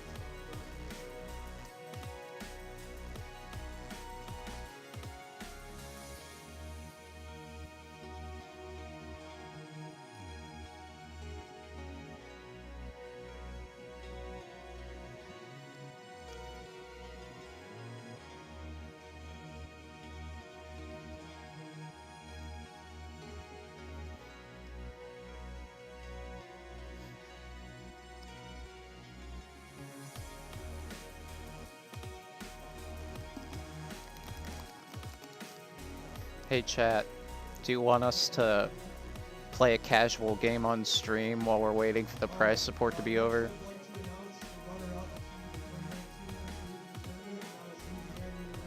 Oh, never mind. It looks like we're going to show the awards ceremony.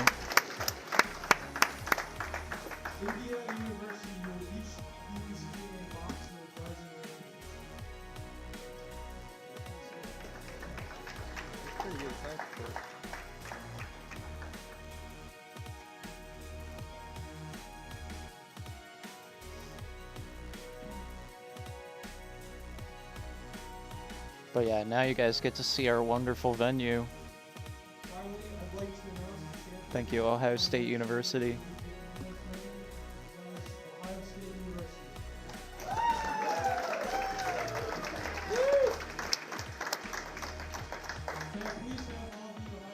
Thanks for the photo,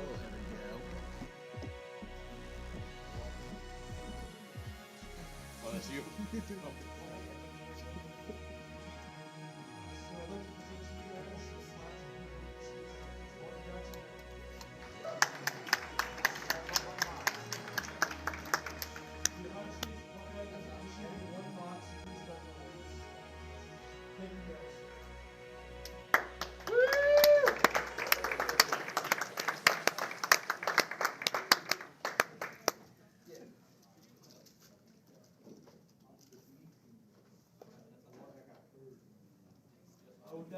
We're going to proceed with finishing 2 quick deck profiles for Miami's team, and then we'll proceed to do the final round of the top cut for Silva.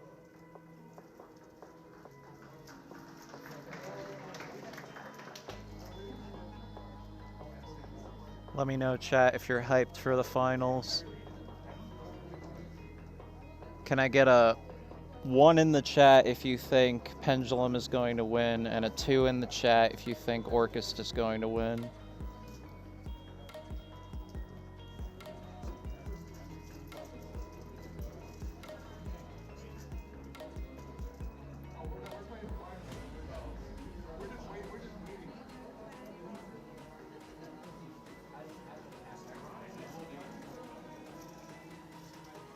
Thank you, Kazakura, for your input. Everybody else is resident sleeper right now.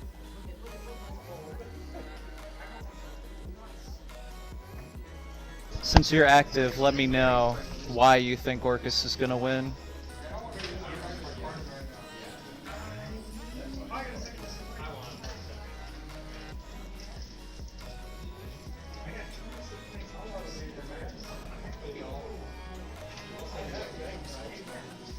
Because you know the player. Oh, that makes sense. Well, let me fill you in on the other player. Fee is also very good. I mean, I don't know if he has any YCS tops, but he's definitely gotten a couple of regional tops dating back as far as, like, probably even before Domain Monarch format, but he's a pretty good player. Like what we're gonna do with the future of this event over Discord. Let some of you guys go home that want to go home. No, Fee is playing Orcas. You're expecting prize support. Stay. I could be wrong, but No, Fee is playing Orcas. Thank you so much for coming. This has been a huge success, and we love that you guys were here. Thank you so much.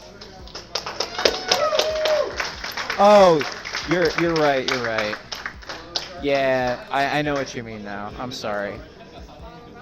Omega Lol streamer doesn't know what's going on. Classic streamer. Thanks for catching me up, though.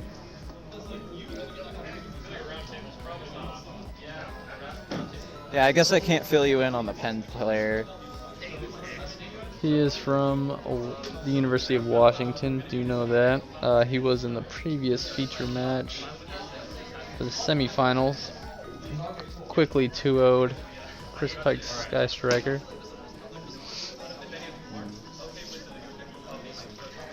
I don't know if we've mentioned our sponsors in a while, but we're going to make some shout outs to, I don't know if anybody is from the Ohio area, but No Limit Gaming is a really great local in Dayton. I'm the head judge, so I can either judge from here or be over there on the camera. Well, if you're head judging, they've been sitting at the end of the table. He wants to be on. Unless you want to be. Okay, yeah, that's fine. I'll hop off the mic. I'm sorry for hogging the mic so much, but yeah. Can I commentate? Or do you guys want to? I mean, We'd like to give a shout out to No Limit Gaming, located in Dayton, Ohio. They have been a great help to us. They provided a ton of prize support, gives a few boxes. Are you staying here? Yeah. We'd also like to give a shout out to Heroes and Games. They're located in the Columbus Convention Center. How does this work? We're just giving shout outs. Okay, cool. All right. Heroes and Games was able to help us out with prize support as well. They're a great little comic book store located in the convention center. Yes. And they do have weekly locals. We also like to give a shout out to Pixel Palace, who has helped us with streaming this event and is the reason we're able to be broadcasting to you. Brian is a huge fan of the Yu-Gi-Oh community we have, and he's been a great help. Brendan, if you want to say a couple words about Worthy Financial. Yeah, so Worthy Financial is a investment banking app, and pretty much how it works is you spend $10, you buy a bond, and the bond is used to give you 5% interest compounded annually. Yeah. Hey, Brian. So yeah, Worthy Financial, it's an app that goes on your phone. It works similarly to a savings account in the fact that you earn interest compounded annually. It's 5%, it's guaranteed, so yeah, pretty good, check them out. Yeah, so long as you have it right left. Okay, it'll be fine. All right, thanks.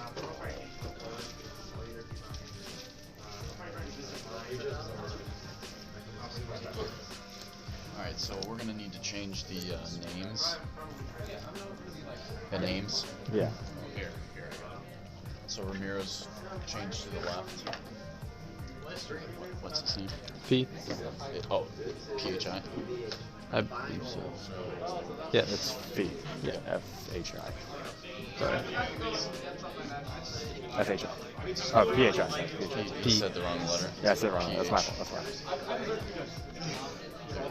It's been a long day, alright? That's okay. It's been a long day. That one's Romero. Yep. There we go. Gold. Awesome.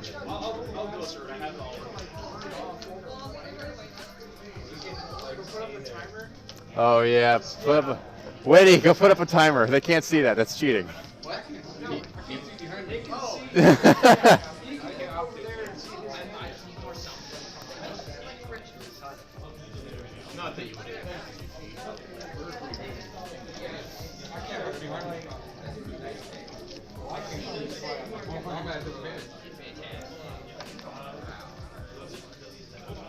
Actually, doesn't the room cut in half there? Why don't you just...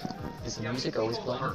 Yes. Yeah. Because you can hear it on the stream, so it's not just dead silent.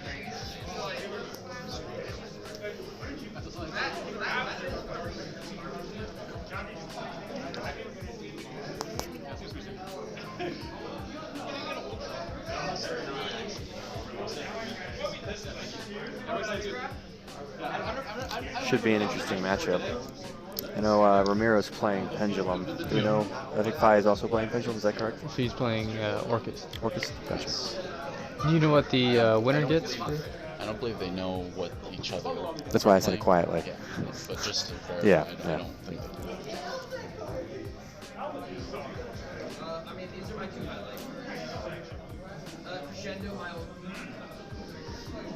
43 cards. Interesting.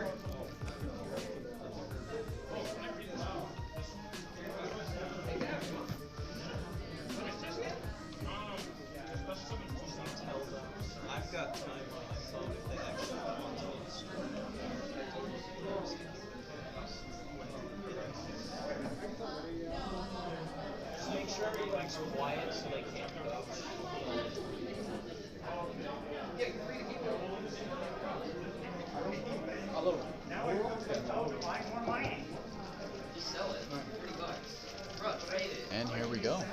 Looks like we're off. Looks like Romero won the die roll and has chosen to go first. Looks like Witty's about to be hitting the start of the round.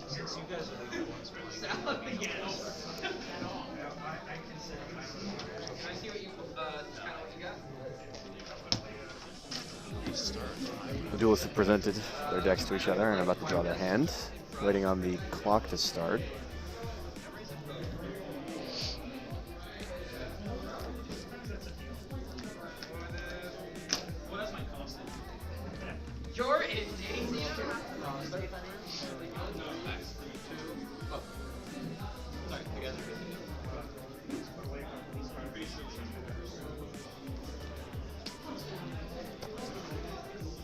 It's alright, we got a timer over here.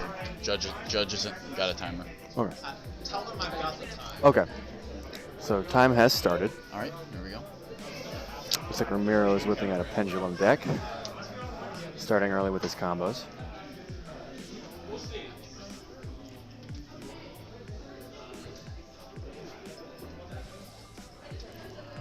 Activating, harmonizing, getting that third counter on 7. That's a combo right there. Oh, Phi had the Ash. Looks like Romero Pendulum summoned one Jackal and passed his turn. Permanents on the Jackal, so Jackal will not be able to gain counters this turn to negate. Ooh. Phi pulls out the Trickstar late stage. He will be adding Candina to hand and then normal summoning it and adding Carabane. Linking 2 directly into Nightmare Cerberus, I believe, or Phoenix. Phoenix to hit one of the scales. Most likely the 7 here. It was a good move.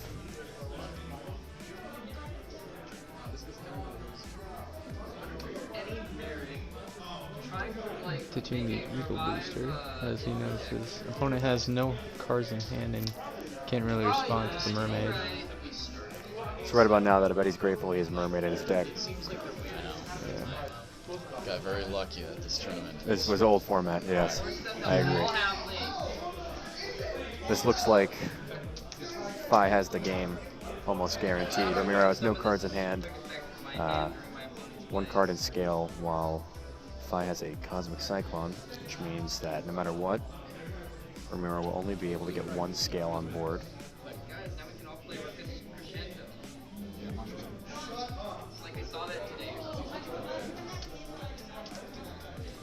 One Girsu. Oh, Girsu? Pointing at the Cerberus. That means he's going to be using his effect to send him. Yep. It's like Romero just lost his only monster with 2 cards left on board and a Cosmic in hand. Setting Crescendo off Galtair first. Not sure if people in chat know this, but they can't actually reach out to the players, so all of their advice is going to us, the commentators, which is funny, I will say, but... I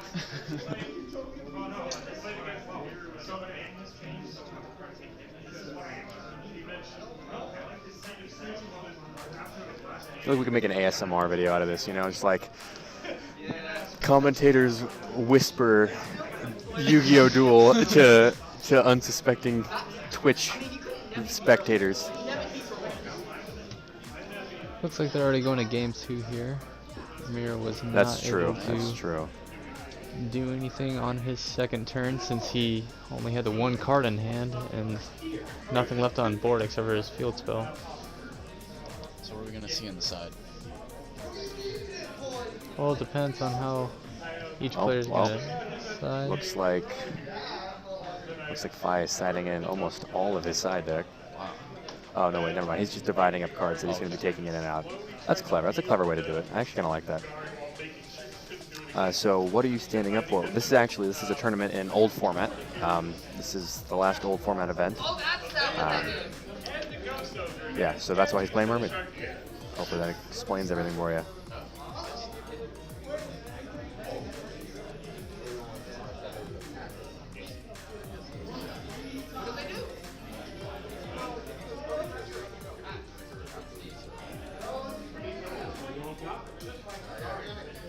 Looks like both of them are siding out quite a few cards. I mean, looks like almost entire deck.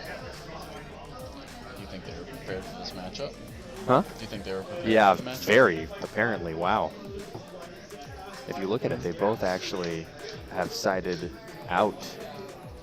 Or no, wait. Sided, yeah, out their Cosmic Cyclones, which I find interesting.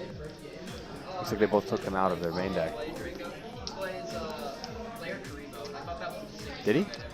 That was so... Yeah. For the turnout today was actually really good. We had, what, 7, 8 schools? 7 teams. Yeah, we had a lot. We had a lot. Pretty decent group round. A lot of prize support. Yeah, have a good one. So the final outcome was Ohio State came in first place. Indiana came in second. Kent State came in third, and Miami came in fourth. Is that? Yeah, I believe so. It may have been Kent and Miami swapped for third and fourth. But, yeah. Great turnout, though. Max actually left earlier. I'm sorry. He scrubbed out and he left. Sadly, Ohio State had 2 teams in the tournament today, and he was on the second team, Team Gray. I think he joined solos. He did join solos. Hmm? We had a feature match with Max. Oh, did you? Yep. Nice. Salamander versus Draco? True Draco. Yeah, I heard about that. I heard that was actually a good matchup. It was a very good match.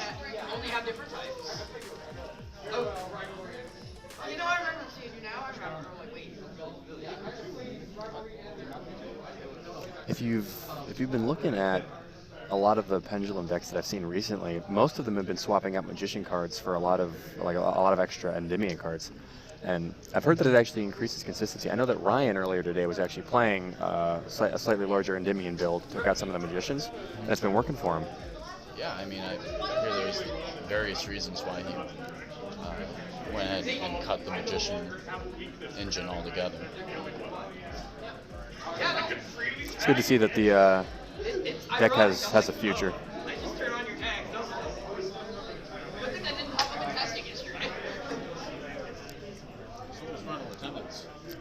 Final attendance came out. Actually, I don't think we counted heads.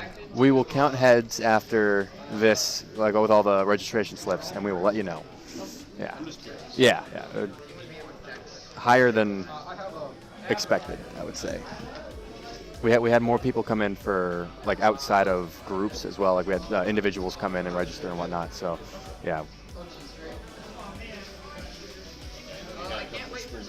Yeah. We were expecting at least 3 schools to drop, and that's about how many dropped. So you have to take into account, a lot of people will say they'll do something and then have to dip out early. But we look forward to seeing them at future events. Just because they couldn't go this year doesn't mean they won't be able to go, next event. I know 2 of them actually are in California, so they're looking to go to the next one even if they can't go to this one this year. It was really impressive that Washington go. Yeah. I'm crazy excited for the next event too.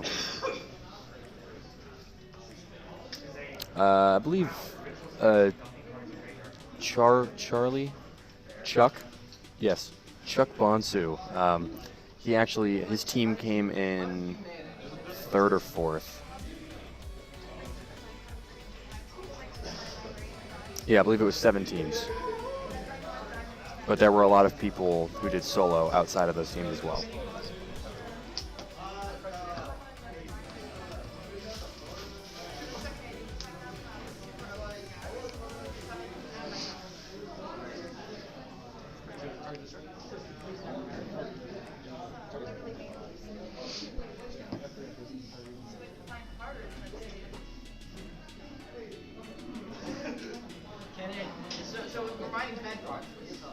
We currently have 3 judges at this single table watching the game. Well, it's the only match still going on. Exactly. The judges got to make sure that people aren't cheating enough. It's just that important. Yeah, exactly. Or are they going to go round up the people making deck profiles and scold them? Be like, hey, that's not legal anymore.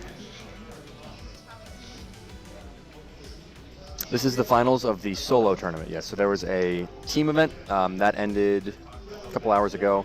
This is the solo bracket, so any team that did not make it into the final 4 of the group event, all of those members were eligible for the solo event, whereas if you made the group finals, you could not enter the solo event. So this is the finals of the solo event. It's looking like a pretty decent matchup. Hit him with the Dark Ruler No More early on, so it's pretty neat. It's a good way to even the matchup. You can tell Romero is not having a good time right now. It is a tough side for him to deal with. If Phi is able to capitalize on this, that'd be game right there. It's pretty big. I know that some Pendulum players have opted to play the Zephyr engine because you can play Divine Strike, which is able to negate the Dark Ruler no more.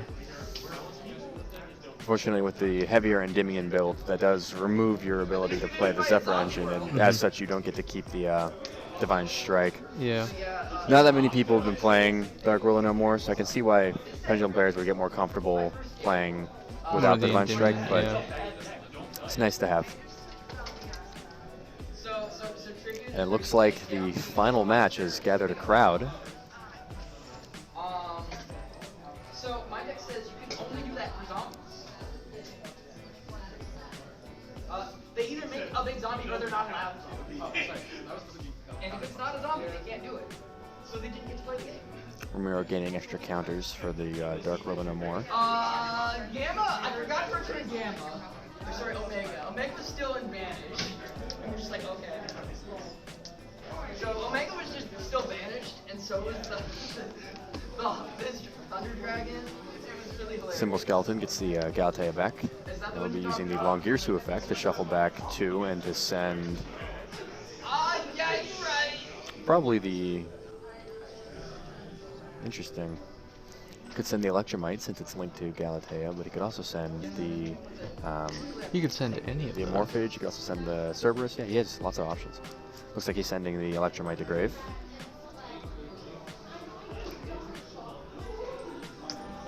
Setting the Crescendo for next turn.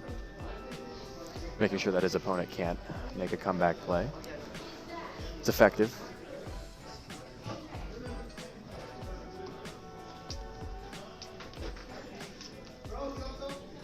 That's true. Clutch Dark Ruler, yeah.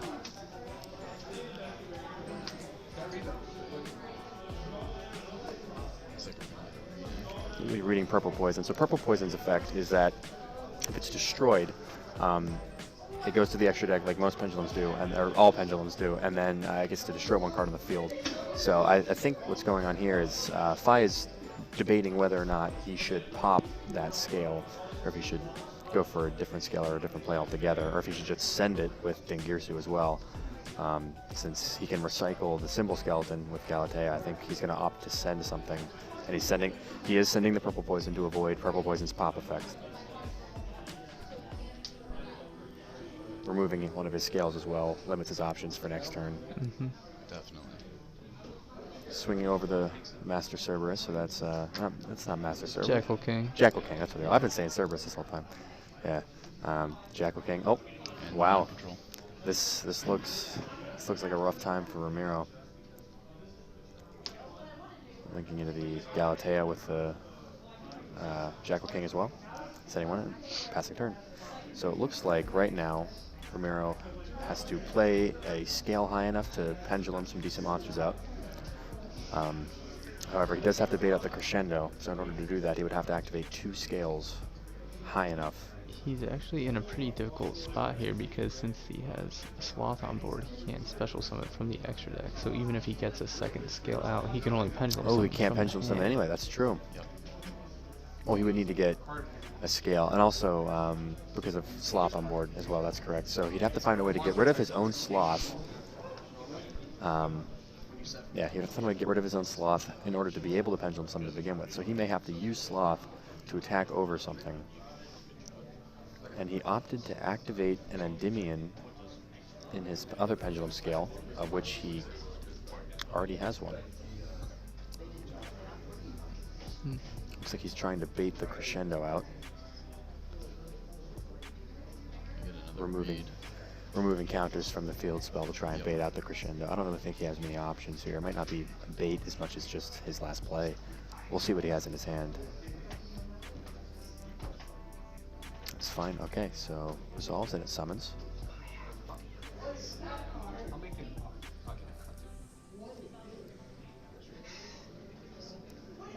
Oh, alright, so Phi's allowed both of his Galateas to be destroyed. Interesting. And now Endymion's going to get 2 counters. Wondering why he did not crescendo that. Should have crescendoed that probably, I would assume. This could be huge for Romero. Yeah. Enter battle damage fairly early. Looks like Phi has Symbol Skeleton in hand. He's going to be drawing 2 for a turn. Looks like it's going to be negated by Endymion. Impermanence on slots, so we can summon from extra deck. That was a good play saving that. Banishing Symbol Skeleton. This is going to get him a Galatea Dingirsu or a Long Girsu. What I think a good play would be, to be either to go into Dingirsu to send or into Long Girsu, as long as he can banish another Orcas to shuffle back and to send his Endymion on board. The only issue with that would be that, he would need a second banish. If he goes into Galatea, he can summon set the field spell, giving him more quick play options on his opponent's turn, such as using Symbol Skeleton to create another Dingirsu from grave. which would allow him to send a scale if there was something problematic. If Fi has another Dingirsu in extra deck, he can make a play there as well. Because he did impermanence the Sloth. He's going straight into Simple Skeleton.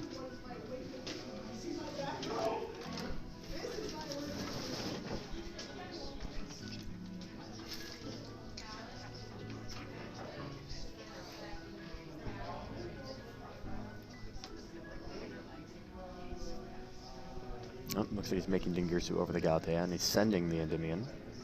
And he's attacking over the Sloth.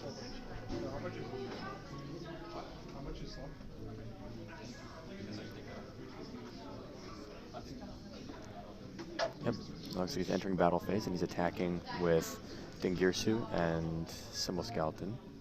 That won't be enough to kill Romero, but certainly his board isn't left standing. Ending on Galatea Crescendo with Babel on board. It's about your below average Orcas turn 1 board, but after a grind, you can't expect the board to be in turn 1 status. He's got enough to carry this game through, though, setting return. And he will be able to use all the Orcas effects on his opponent's turn with Babel being up. Everything is quick play.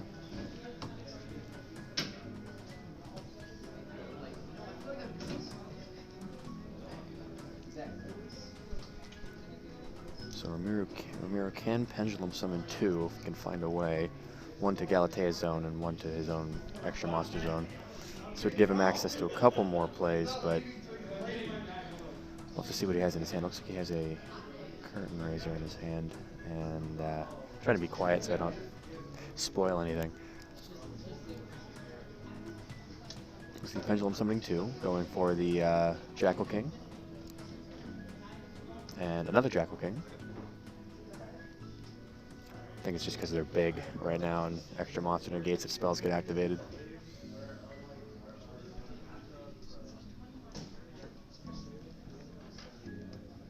Oh, field spell gets activated. It's going to give counters to either of the Jackal Kings if it gets negated.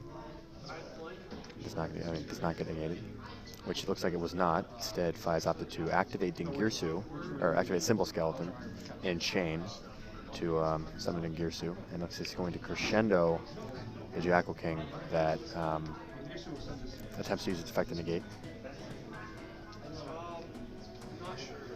Looks like he's sending one and he banished the other with the crescendo. So Romero no longer has any monsters on board, which means that if he can't make a play here, looks like Fi has the game. Yep. All Fi has to do now is to summon enough monsters to swing for damage. I'm thinking this could be it. Using return to draw 2. So he has a Hornet Drones in hand. Yep. He's going to be making probably Kagari. Yep. Kagari will add it to hand. It'll also gain attack based on spells engrave. So at this point, all he has to do is Scrap Recycle, even better. This is full combo. He just has to make enough damage on board to win the game. So if he were to summon Boral Sword with this, and then Dingirsu, yep, that's what we're seeing. That looks like that's game. I have to step away briefly. And that is the game, folks. Boral Sword and Dingirsu direct attack. Congratulations to Pete for winning the finals. Solo top cut. Well, thank you to all of our viewers who have been watching our stream today. And it looks like that's all we have for tournaments for the day. The last solo top cut finishing and the group teams finishing earlier in the day. So, I'd like to give one last shout out to all of you guys for watching with us. Thank you very much. And be sure if you missed anything else earlier in the stream to check Pixel Palace out on YouTube. They will have all of the edited versions of all the duels. So please check those out. And we'd like to thank our viewers. Thank you so much for your love and support.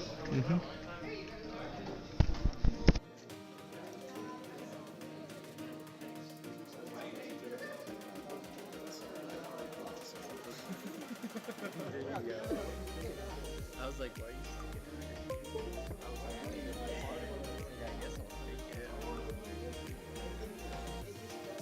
We did a great job. That's what we did. How bad?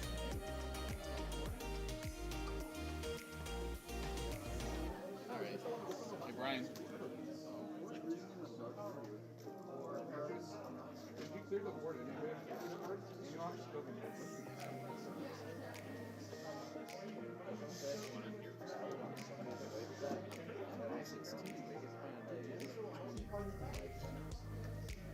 I don't know, 1,400 total views. We had, I think we had more than that. I don't know if that's. All right, is that it? Yeah, Are we I think done? that's up to, I mean, if you want to say anything else, we kind of closed it out. Thanks for tuning in, everybody. This will all be archived and uploaded to YouTube later. So thanks for tuning in.